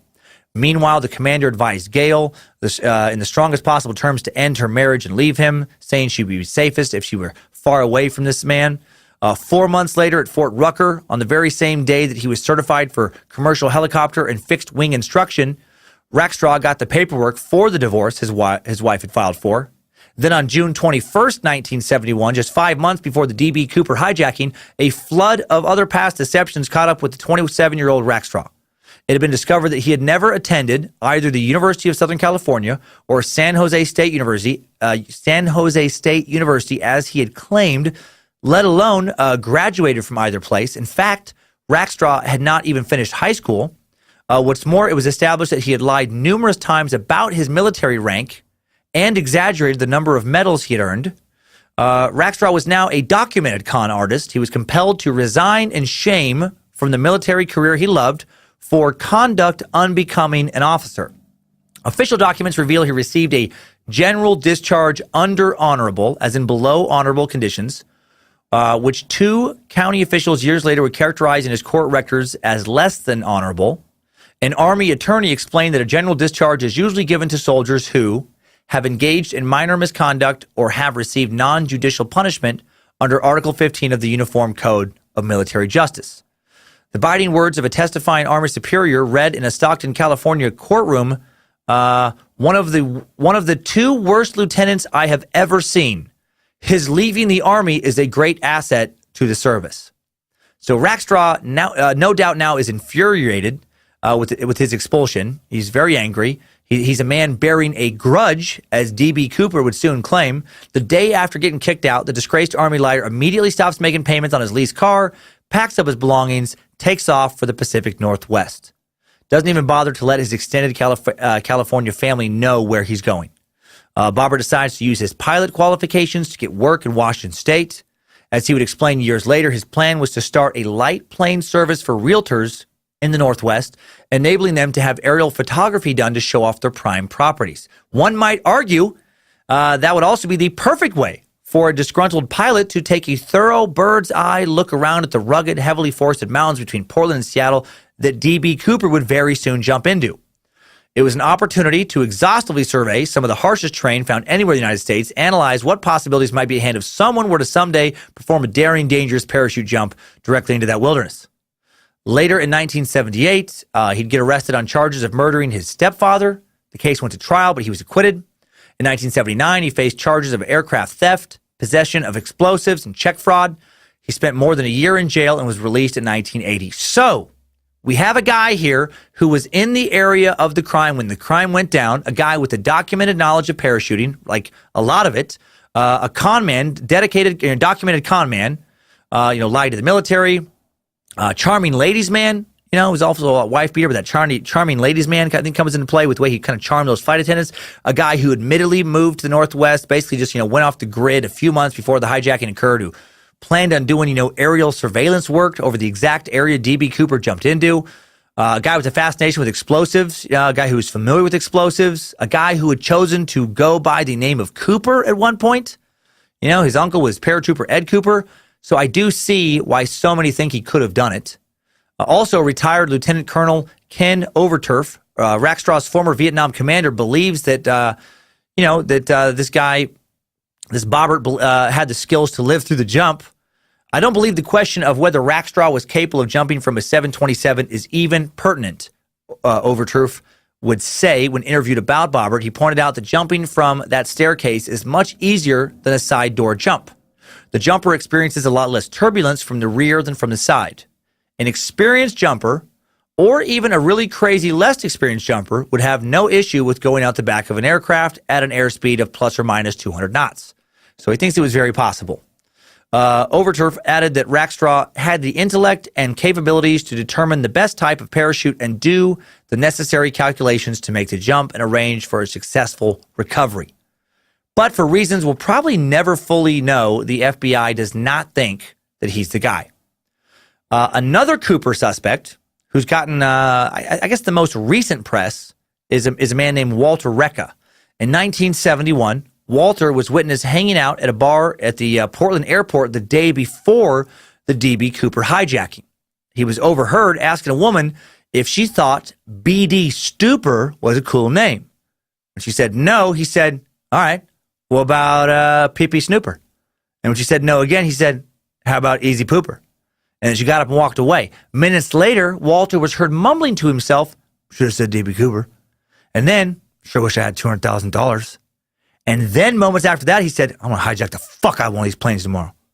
Despite this evidence, the FBI ruled Walter out of being a suspect in 1972. When they asked him point blank if he did it, and he said, will I get in trouble if I say yes? I will. Then no. No, I did not do that. No, of course that's nonsense. No, just this past spring, an 84-year-old Floridian named Carl Charlie Lauren published a book called Easy Pooper, the true story of Pee-Pee Snooper, a.k.a. DB Cooper. No, that's not the name of it. He released a book that claims to identify the iconic skyjacker DB Cooper called DB Cooper and Me, a criminal, a spy, my best friend. It traces the alleged exploits of Detroit native Walter R. Pekka Rekha. Lauren says that Rekha was a lifelong covert operative for the CIA and other agencies of the intelligence community, possibly even the KGB and Mossad. Red flags. A lot of red flags happening with this suspect. My buddy was a covert operative for the CIA story. Loved by wackadoodles everywhere because you can't disprove it, you know? Just like you can't disprove, like, I was a covert operative in the CIA or I see aliens all the time. You can't prove when someone's saying that kind of stuff that it's not true. But in your gut, you know that they're probably full of shit. I've met a few people who claim to have been top secret badasses, and I've strongly suspected they were completely full of shit every single time. But who knows? Let's give Rekha, a chance, I guess. Lauren's story starts in Michigan during the 1950s, where Lauren and Rekha were members of a skydiving team attached to the Michigan Air National Guard. A friendship ensued, which lasted in spurts until 2014, when Rekha died at 80. Lauren says that his suspicions that his friend Walter was actually DB Cooper began the night of the skyjacking. Walter Rekha was tough as nails, he said in Principia Publishing's book, or a book published by Principia Publishing at this press conference for Principia Books in Grand Rapids, Michigan in mid-May 2018. He characterized Rekha as being the most skilled and fearless skydiver in the Pacific Northwest, attributes that DB Cooper needed to successfully conduct the only skyjacking in the U.S. that has never been solved until now. And he said, I know Walter Rekha was DB Cooper because Walter Rekha was DB Cooper, Lauren proclaimed. That's an exact quote. That's an interesting way to prove something. That sounds like something an 84-year-old would say. Just some grouchy old 84-year-old. How do I know that Walter Rekha was DB Cooper? Because he was DB Cooper. Because I said so, God damn it! How dare you question me? I was fighting wars long before you were shitting in diapers, or sucking on your mama's teats, or wet in your bunk bed, you lily-livered candy ass. Now what was I saying? Walter Rekha was DB Cooper. Wait, hold on, who's DB Cooper? Don't lecture me! Walter Rekha slept with my wife, that son of a bitch. Ought to have him strung up. He was a kraut. He was a Nazi spy. I always suspected he was part-colored. His hair was too curly. Peaches and ricotta cheese. That's about all I eat anymore. Now stop talking to me about this DB Cooper fella. I ain't queer, and I ain't tugging on him or any other fella. One time I loved a man. That was a long time ago. Now my feet ache at night. I'll fight you barehanded if you try to talk to me about Pee-Pee Cooper again. Peanuts give me gas, and I don't handle milk chocolate as well as I used to. Now get off my plane. Cronkite's about to come on television. I don't want to be late for supper. Okay, obviously I mock Lauren a bit for being a little older, but according to a book review, He does mess up most of the details of the skyjacking, like known details, including the flight path, the types of parachutes used, exit points, behavioral characteristics. So, in his book, he doesn't even get the known parts of the story correct. Yet he and his Principia publisher, Vern Jones, cite a slew of bizarre but intriguing pieces of evidence. I'm not sure I trust a man named Vern any more than I trust a crazy old man. Probably because Vern was the name Ernest P. Worrell, that crazy character from all the Ernest movies back in the 80s and 90s, used to address the audience. Remember that? You know what I mean, Vern? Hey, Vern. Hey, Vern. You know what I mean, Vern? Lauren and Vern point at an alleged eyewitness account given by Jeff Oshadas. This name is so fucked up. Osiadacz. You know what? If you have that last name and you're pissed that I can't pronounce it, no one fucking cares. Everyone's been missed. Everyone's hated your name your whole life. What's your name? Osa. There's too many vowels. It looks, I don't know, it's like Czech or something, this name. Osaka. I don't care. Jeff. We're gonna call him Jeff. Because fuck that last name. Jeff, a former cop, says that he encountered Rekha the night of the skyjacking walking alongside a mountain road near Cle Elum, Washington, and then conversed with him in a nearby diner. This is the main evidence that Rekha was supposedly DB Cooper. This Jeff says that Rekha was soaking wet, wearing a black suit, carrying a bundled up raincoat under his arm. The diner was nearly empty, and Rekha approached Jeff and asked where they were. Jeff informed him that they were 4 miles east of Cle Elum, about 100 miles east of Seattle, and Rekha in turn asked Jeff to call a friend named Don Brennan in Heartline, Washington, another 100 miles further east, and give him driving directions. Jeff said that he complied with Rekha's request. At that point, Jeff left to perform a guitar gig at a local Grange Hall, and only rejoined this drama in 2016 when Jones and his investigatory team tracked him down through a local newspaper reporter in Cle Elum. Bullshit! Get the fuck out of here. The Db Cooper hijacking was a big national story. There were FBI search teams all over East or Southwest Washington, and I've been to Cle Elum multiple times. It's right off I-90, just east of Snoqualmie Pass, towards the eastern base of the Cascades. Cooper demanded they fly the plane at a low altitude, so going straight over the Cascades near Cle Elum would not have made sense at all. Doesn't make any sense geographically. It's too far north, too close to the mountains. It's also nowhere near the flight path that took Flight 305 over, Portland, Oregon. I mean, the crew of Flight 305, including the pilot who was flying the fucking plane, thought that Cooper jumped 25 miles north of Portland. Cle Elum is 94 miles, via flight east of Seattle. 95 miles via flight from Portland. It's not even close. If you look at a map, it's not even close. You got Seattle over there in the Puget Sound, and over east you got Cle. Well, then south you got Portland. It's like the plane would have had to go way east, then curve way back west. Then it doesn't make any sense. And let's say DB Cooper did land near Cle Elum, for argument's sake. But then who sees a man in a suit, in a business suit, out in the woods, soaking wet, walking alongside a rural mountain road, a man the night before Thanksgiving who doesn't even fucking know where he is? And then you don't connect that man to maybe being DB Cooper, the guy who's on the front page of the paper, that same, like the very next day, until 45 years later. You know who does that? A guy who's full of shit. Get out of here. Apparently, Rekha, before he died in 2014, told Lauren that he bailed from Flight 305 over Cle Elum. Doesn't make sense. Landed close to the highway where he's spotted by Jeff. He says the FBI and crew has provided misdirection when it comes to the truth of the flight path. Why would they do that? Why would the FBI knowingly send search parties to the wrong part of the country so that they could definitely not find the hijacking suspect? Vern and Lauren just sound like bigger morons by the second. Right? No, they would never do that. We want to lure the suspect into a false sense of security and feel safe. So we put our thinking hats on, and we decided to conduct a search party in an area where we knew the search suspect would for sure not be in. So you can't outsmock a fox, or whatever that thing is. Don't you think that that just about guarantees the suspect will never be caught, since when crimes aren't solved in the first 48 hours, the odds that they'll ever be solved are dramatically reduced? Oh, shit! Is that true? Man, dang it! I forgot about that. If you'll excuse me, I have some lost time to make up for. When confronted with several story inconsistencies in an interview, Vern shifted away from hijacking details and then just discussed various deals of Rekha's secretive, interesting past, including his many foreign passports, vaccination certificates, diaries that seemed to validate a career as a spy. He supposedly had an identity card issued by the KGB. He supposedly had passports issued in Rekha's name by the UK, Soviet Union, and the US, because, you can't possibly forge that stuff.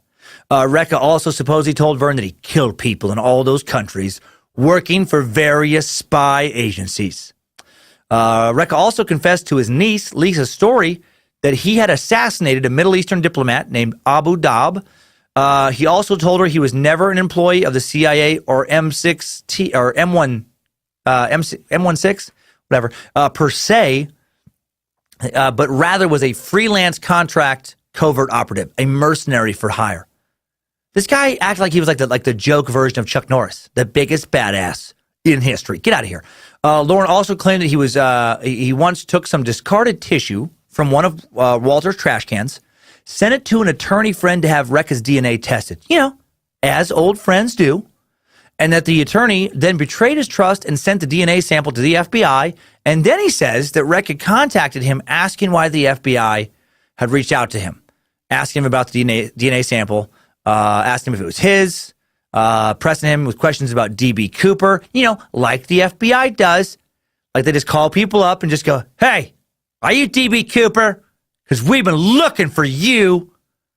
I don't do that. And then after this betrayal, this alleged betrayal, Rekha stopped becoming friends with Lauren, but then later randomly reconnected. And then Rekha, for some reason, eventually told Lauren, quote, I can't lie to you anymore, Charlie. I am DB Cooper. And I think with all that info, we can stop looking at Rekha as a viable DB Cooper suspect. Here's what happened. A lying old man wrote a shitty book about another lying old man's stories published by an idiot, or some similar variation of this equation. However, despite how ludicrous this DB Cooper claim is, the book DB Cooper and Me, a Criminal, a Spy, My Best Friend, has 28 reviews and a 4.5-star rating on Amazon. And I want to look at those reviews in today's idiots of the internet. Idiots of the internet. David Rochelle gave this stinking heap of investigative horseshit 5 out of 5 stars, writing, book just arrived. Super, super easy read. Hard to put down and extremely well written. Exciting read. Yes, you know instantly, and then all caps, this is the real DB Cooper. Plenty of proof including and details.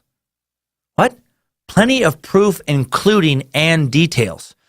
Did you mean there are details of proof? I like that it doesn't seem as if the details are important to you.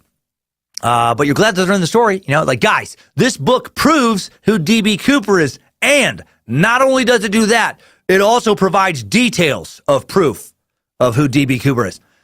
David continues saying, explains how the same man committed a small robbery following the exact same modus operandi, although this time in a restaurant, offering the young, very frightened waitress a portion of the ransom money for her stress and trouble. He at the time also acted like a gentleman robber, a la James Bond. Then the book explains how the author knew him for years as part of a group of ex-military paratroopers who from the 1950s developed their own daredevil, even reckless style of parachute jump mini club, stating that the only thing bad that happened to them was a few broken bones. LOL, right? Shall I continue? Walt worked for branches of the CIA before and after the hijacking. Only post he was subject to a form of MK Ultra to ensure loyalty. Wow, David, if you listen to this podcast, could you please contact me? For real, please contact me. Hit me up on social media. I want to sell you some stuff. I want to sell you so much stuff. I want to sell you so much overpriced, not what I say it is stuff, because apparently you will believe literally fucking anything someone tells you. So guys, check out Dan Cummins sold me. This is a real piece of the Ark of the Covenant. He sold it to me. He sold me this small piece of wood, which I will admit does look like a piece of plywood from Home Depot for only $20,000. Part of God's magic chest. It has a barcode stapled onto it for some reason, but I don't even care. It was $20,000. How do I know it's real? Ha! LOL. Shall I continue? He told me it's real. David continues. Even if it's later proven he's not DB, this in itself is the most interesting part of the book, and why, in my humble opinion, he wanted his story told. Wait, whoa. Wait, what? David, just a few sentences earlier, in all caps, you wrote, you know instantly this is the real DB Cooper. And now you're saying, you know what? Maybe not. Maybe not, but who cares? Because it's interesting as hell. You know? It's almost like you don't even think about what you're writing at all. David wraps up with something I cannot for the life of me get my head around. I don't know what he's talking about here. He writes, he was a good Polish Catholic, prayed daily, very heavy smoker, drank heavily, extreme excitement rush junkie, super daredevil, admittedly lousy father, iron worker, fluent in Russian, Polish, and conversant in other languages as well. Definitely not stupid. I like how in pointing out why someone is definitely not stupid, you list very heavy smoker, drank heavily, and iron worker. He can't be really stupid. He smokes a lot, drinks quite a bit, and he works with iron. Ta-da! Okay, let's move on. My head hurts a little bit. Not sure if I feel off because of David's nonsense or because I just said the word Polish, which always just, it makes me a little sick. Just, ugh. It's just Polish, you know? Ugh. Proof that Satan's real. I Like Amazon also gives this book 5 stars, saying, this is an amazing documentary written by Carl. So professionally written, I'm amazed, since he is not a professional writer. You don't read documentaries, you dumb shit, you watch them. You only watch documentaries. You read nonfiction books, biographies, mysteries, you watch documentaries. The evidence here convinces me that Walt is B.D. Cooper. That's what he says next. Walt is B.D. Cooper. Okay, all right, maybe he is B.D. Cooper, but is he D.B. Cooper, the person we're talking about? I know it's just a silly little mistake, but and then he says, I will be interesting to watch over time to see if the evidence will hold up. If you wonder like me, how could the FBI not get this figured out? Just take a look at how the FBI could not figure out Hillary's email crimes. They just did not want to, and they already knew the truth. Great book. Buy it. You get it. I Like Amazon. You fucking get it. You know what? You get it. You get life. The FBI doesn't like to figure out things out. They don't like figuring things out. You like reading documentaries.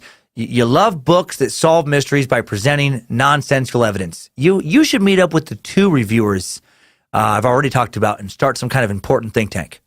Bouncing just for a second over to Goodreads.com, Kyler Baldwin reviews this book, giving it 4 out of 5 stars and also letting everyone know he loves to write only in simple sentences, and he likes to write a lot of them. He writes, DB Cooper and Me is about how Carl tries to figure out how DB Cooper is. Carl writes about all the proof he has of DB Cooper being his friend. He tries to get Walter, Carl's friend, to say he is DB Cooper. I liked the book because it was interesting to see how Carl and Walter met and see their friendship with others develop. I also liked how much detail there was in the book. There was a lot of accidents almost leading to death, but the guys did not have fears. I did like that it had a lot of detail in the personal lives of main characters, but there was not much detail on the part of the FBI. I wish it had some more things the FBI had to go through to try and find out who DB Cooper was.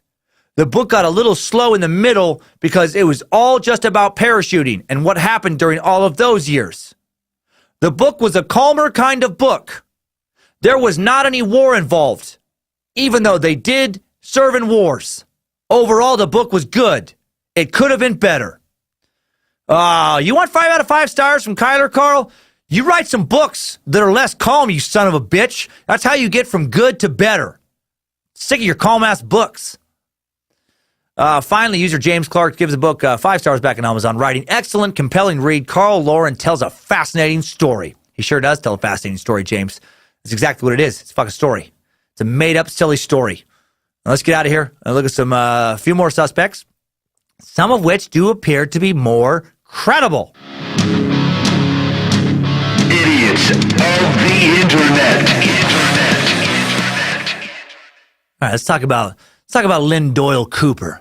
In 2001, a woman named Marla Cooper publicly suggested her late uncle, Lynn Doyle Cooper, or LD, was DB Cooper. Her mother, Grace Haley, was LD's sister. She agreed with her daughter's theory and had some interesting evidence to back up some family claims.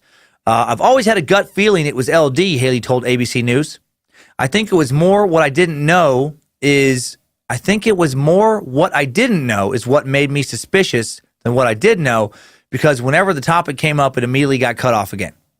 Haley says that LD grew up in Sisters, Oregon, and was familiar with the area where the hijacker jumped, a fact that is consistent with the FBI's theory that DB Cooper knew the Pacific Northwest. He was also a war veteran, which matches the theory that the hijacker had a military background. He was a logger and an outdoorsman, tough enough, Haley believes, to leap out of a plane into the wilderness and survive. And he also showed up to a family Thanksgiving gathering in 1971, the day after the jump, looking quite beat up. Said there had been a car accident. For the purposes of fingerprint testing, Marla Cooper gave the FBI a guitar strap that LD left behind, but it was found not conducive to lifting fingerprints. Okay, so this suspect is better than the last one. Last name of Cooper, military experience, knew the area. However, Sisters is 101 miles southeast of Portland by as far as how the crow flies, but it is along the flight path to Reno, and the crew doesn't know for sure that little bump they felt was DB jumping. So maybe pretty funny if part of his plan was to show up at the family Thanksgiving dinner, like as part of an alibi. You know, I bet that turkey, taters, gravy tastes extra good if you know you have an extra $200,000 in cash now. I think almost anything feels better if you have a lot of cash along with it, like an extra pile of cash. I like having a couch here in the Stuck Dungeon. We have a couch, but I would like it more if it was made of cash. Like a cash couch, probably not very comfortable to sit in, but far and away the best kind of couch. Then there's Dwayne Weber. The FBI will have you know that Dwayne Weber, who claimed to be Cooper on his deathbed, was ruled out by DNA testing, but in 2000, he was still a promising suspect.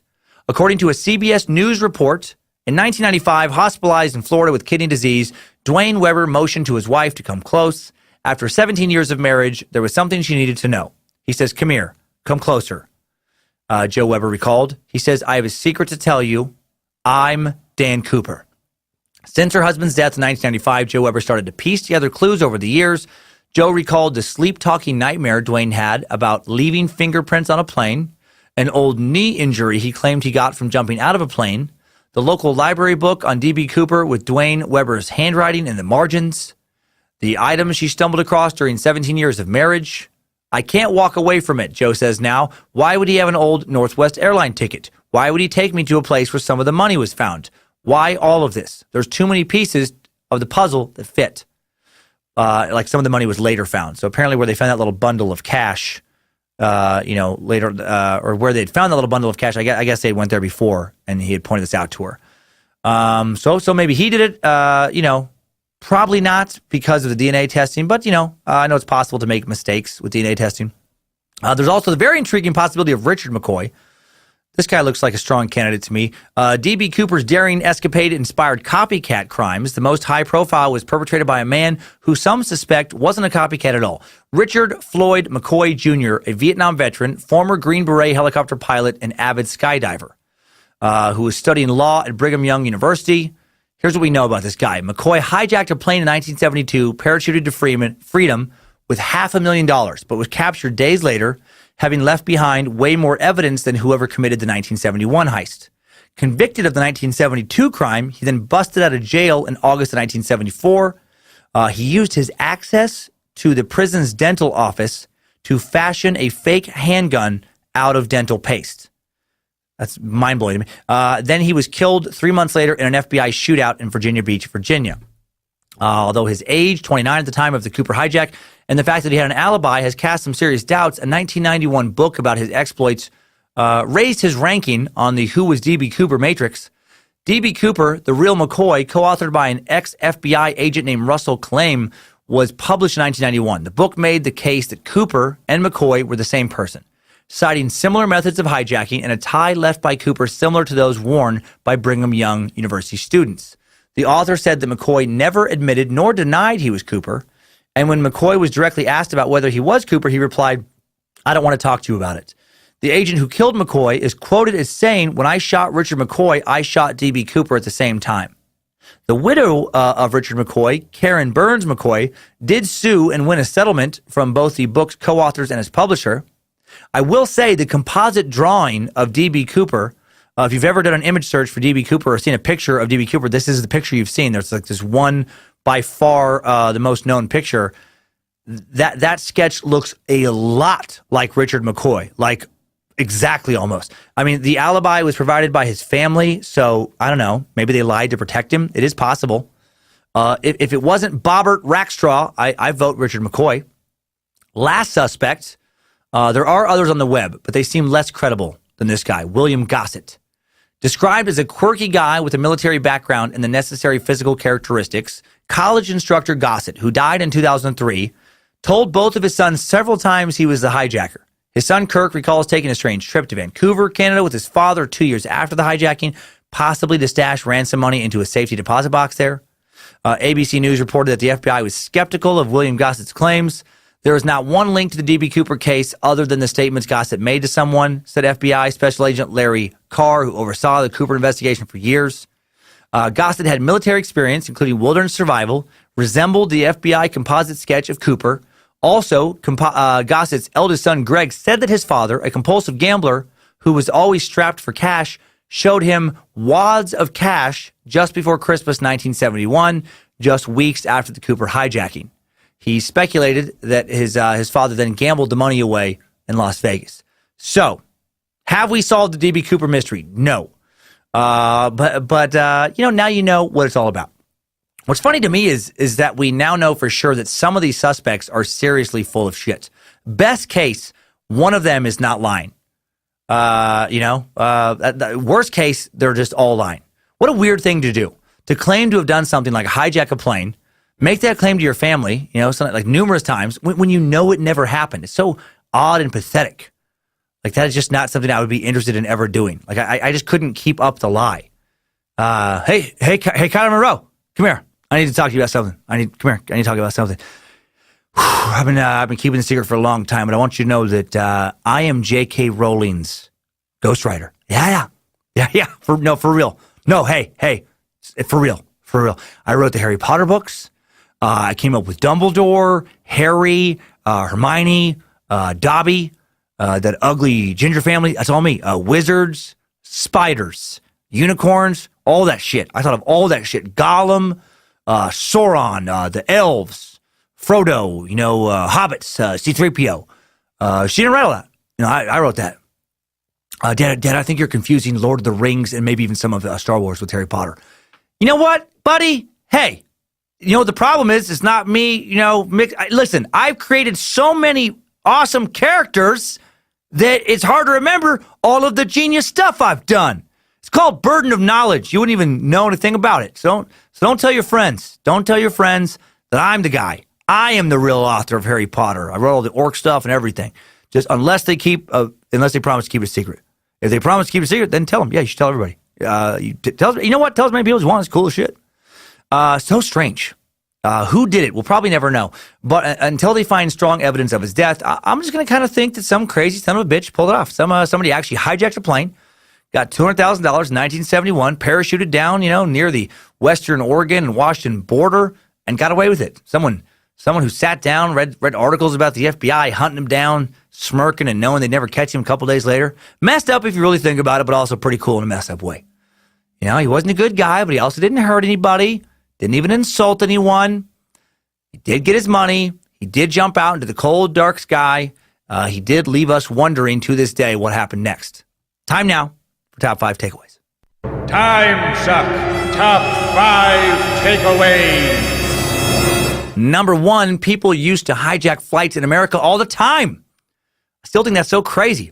Between 1968 and 1972, over 130 American airplanes were hijacked in the United States. There were 40 commercial aircraft hijackings in just 1969. Number 2, prior to 1973, airports had no security screening, and you didn't even need to show ID to get on a plane with a suitcase that would not pass through a metal detector that no one was going to search. Thank you, TSA. Thank you, Air Marshals. Let's please never go back to this old system. Number 3, On November 24th, 1971, the day before Thanksgiving at 2:50 p.m., someone claiming to be Db Cooper hijacked Northwest Airlines Flight 305, departing Portland, Oregon, and headed for SeaTac Airport between Seattle and Tacoma. By around 8 p.m., he was jumping into the sky with $200,000 in cash and parachuting somewhere over either Washington or Oregon, and he's never been definitively found since. Number 4, numerous suspects have emerged in the hunt for Db Cooper. The most likely suspect, probably Robert Rackstraw. Old Bobbert, retired pilot, ex-con, known liar who got kicked out of the military, had his wife leave him just months before the hijacking, someone who didn't tell family members where he was going other than he was going to the Pacific Northwest, someone who could have easily been in Portland, that area the day of the hijacking. Rackstraw lives now in the San Diego area, and his attorney has addressed the Db Cooper allegations, saying it's the stupidest thing I've ever heard of. All right. Number 5, new info. One more suspect whose name entered the fray just this past November. The Oregonian reported on November 13th, an anonymous Army data analyst sent off findings to the FBI pointing at a new suspect and stating that, in my professional opinion, there are too many connections to be simply a coincidence. The researcher determined a man named William J. Smith was the person who hijacked a commercial airliner in 1971 and then parachuted from the jet in a business suit with $200,000 in ransom money. Smith died when he was 89, but a yearbook of his included a list of alumni who were killed during World War II. One name jumped out, according to the Oregonian, Ira Daniel Cooper. Smith was a New Jersey native who worked at the Oak Island Rail Yard in Newark, the analyst determined.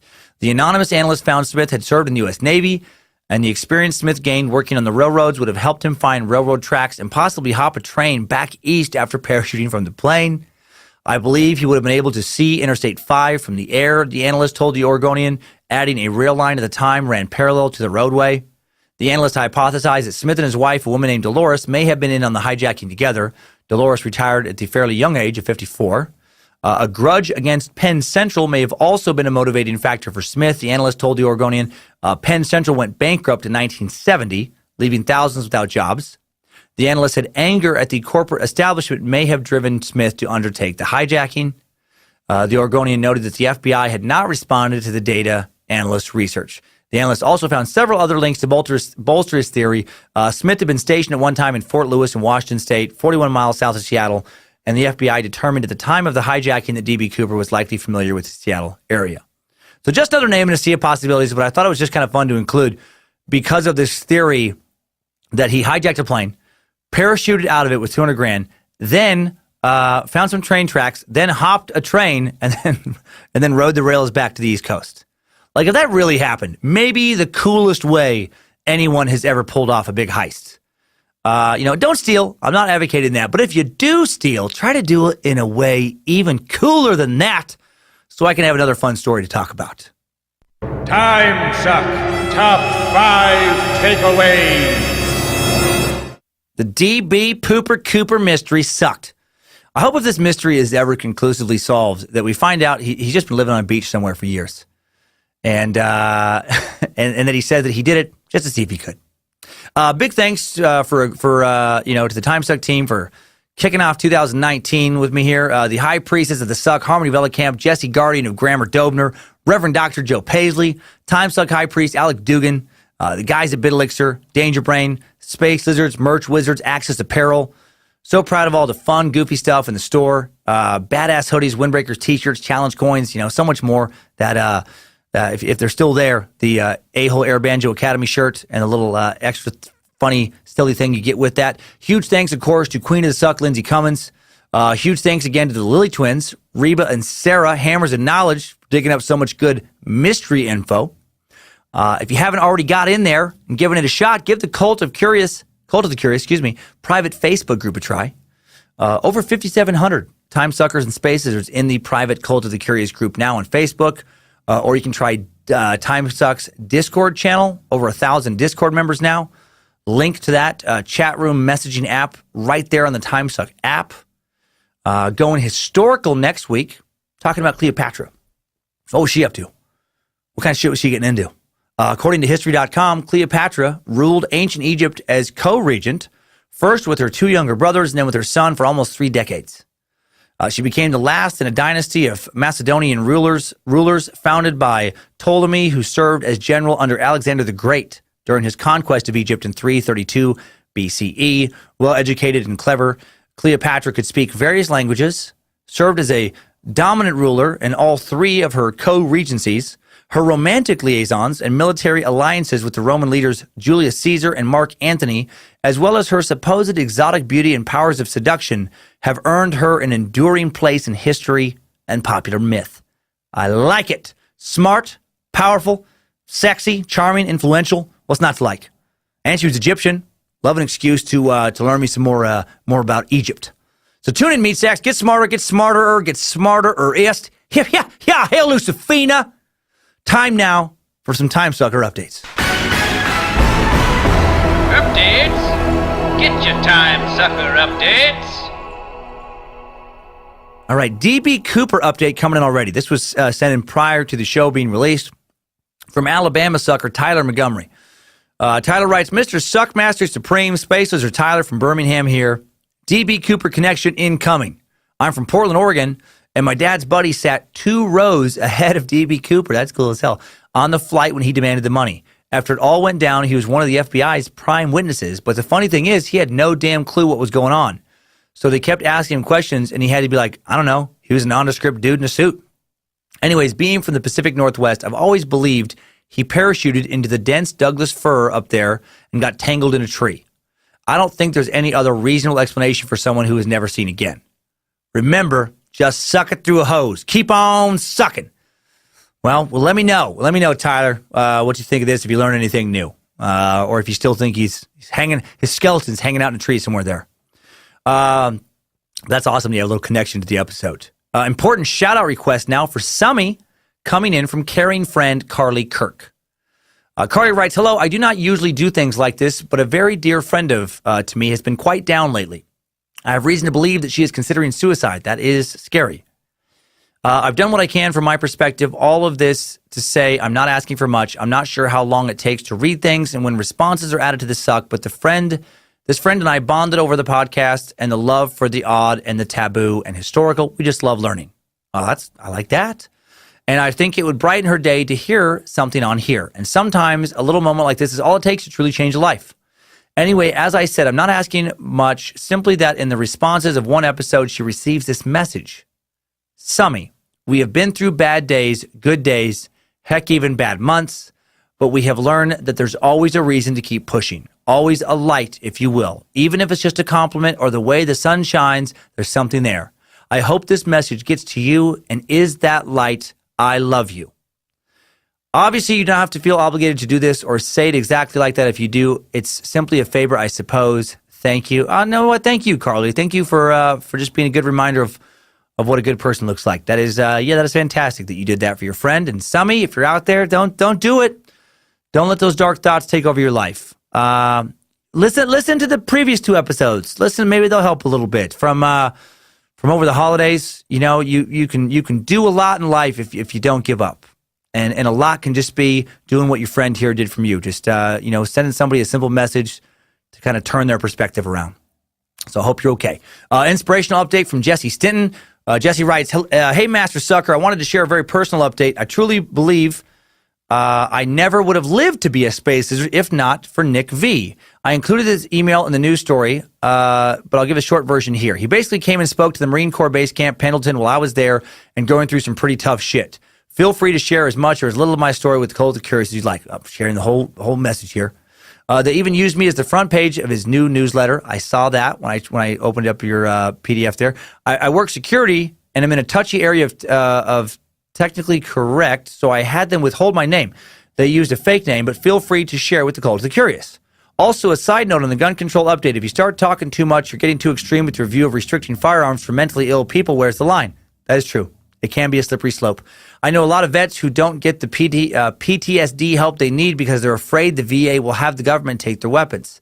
I had a suicide attempt over 10 years ago without a firearm, and at one time may have been a danger to myself, but I'm not any longer. Should I never be allowed to own a weapon again and by proxy not have my jobs that provide for my wife and 2 kids? Okay. That is a fair point to think about for sure. One at the time I wrote Nick. One kid at the time I wrote Nick.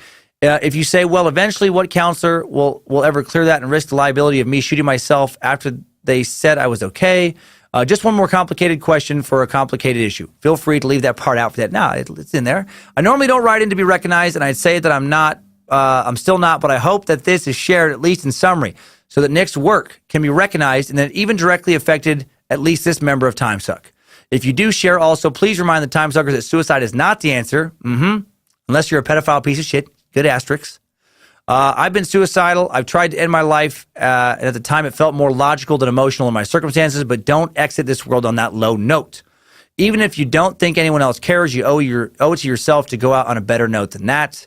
There's help, and if you keep fighting, things do get better. Sorry to be long-winded, but here's the correspondence with Nick. Okay, yeah, yes. And you sent the newsletter. Well, thank you very much for sending that in. Man, I really appreciate that, Jesse. That was very nice, kind of fitting after the previous message. Yeah, man, things can get better. And man, good thoughts. I hadn't thought of that angle about the necessarily like the slippery slope with the gun regulation. No, that is important to think about. I don't have an answer this moment, but it's important to think about. A little more inspiration from Haley Welton. Haley writes, hello, Suckmaster. Hear this. I have and will always be a huge fan of your comedy and podcast. I don't want to get dark with this message, but a couple years back, I really set my life back. I lost important people in my life. I didn't exactly have the strongest foundation growing up. I tried taking my life on my birthday, and fortunately for me, I'm still alive. So during the process of putting the pieces of my life back into place, I was having a hard time keeping my mind off of stuff. I decided to listen to some comedy stations on Pandora, came across some old stand-up of yours, some new stuff I hadn't heard. Fast forward 2 years later, I'm thrilled to get a laugh, weird information, and a small escape every Monday. From the bottom of my heart, thank you from the bottom of my heart for giving me something to laugh about on some pretty shitty dark days. Keep sucking. You keep sucking, Haley. You know, I never intended to line these kind of messages up so 3 in a row are addressing the message of suicide, but it must be important. Nimrod's willing right now. Just following Nimrod's guidance. So we're going to end on some sweetness from Brett Tayo. Brett writes, Dear Lord of the Suck, I just finished listening to episodes 119 and 120 yesterday, and I got to say, the timing was pretty unreal for me. My wife and I just welcomed our 4th space newt, to the family on New Year's Eve. Yes, I am aware that certain appendage has other uses. Okay, getting teased a lot for lots of kids. And he was transferred to the NICU before he was 48 hours old. I won't go into details, but it is relatively minor in the grand scheme of things. The last couple of days have been tough as a dad, balancing work and spending time with my other children and still making time to go to the hospital to see him. It had me spiraling. I have never been one to put much stock in motivational speakers. To be honest, I always kind of felt like they preyed on the weaker members of society. No, yeah, me too. I have that, and I still have that feeling with a fair amount of them. Yes, they have helped people, but let's face it, how many have spent their life savings going to one seminar after another? After listening to those stories and the stop feeling sorry for yourself nutshot that came with them, I sat down with my new son and cried like a baby. Because as tough as things are right now, they will get better and he will be home soon. I listen to the Suck religiously and have even gone back and re-listened to my favorites when I don't have a new episode and just want some sweet Suck action. If my wife was more into that, we would still have only 3 kids. I wish I had a little ta-ta-ta-ta. Please, if you can give a shout out to my wife, Sarah. Shout out, Sarah. Shout out to you. And my new newt, Kane. Hey, Kane, you get fucking out of the hospital, little dude. Get strong, space newt. And keep spewing hot steam and suck steam right in our ear holes. Thanks, your ever loyal Suck servant. Man, well, thank you for sending that in, and I'm glad those episodes helped. I know they were different. We're kind of back to more traditional type episodes now. But I thought it was nice. It just felt right to do those over the holidays this year. So I'm glad some of you really got some good messages out of them. Finally, we get a lot of GoFundMe requests for a lot of very worthy causes. Too many to list and read out in episodes, especially because I don't want to list some and then have other people feel like they've been slighted with some kind of perceived favoritism. But please post the GoFundMe links you have for the various causes that you are passionate about or rough things going on in your life to the Cult of the Curious group on Facebook. That's the best place to do it. And then, if you have extra to give and are looking for some good, worthy causes, please go to the Facebook Cult of the Curious Facebook group and help other Timesuckers in need. Thank you, Timesuckers. Thanks, Timesuckers.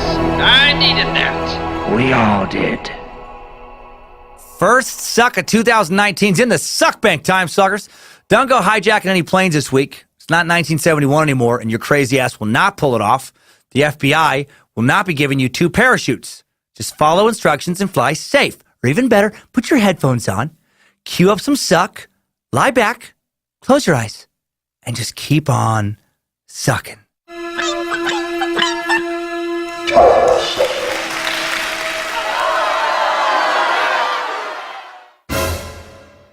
That somebody else could theoretically also just bring a bag of knives into the airport.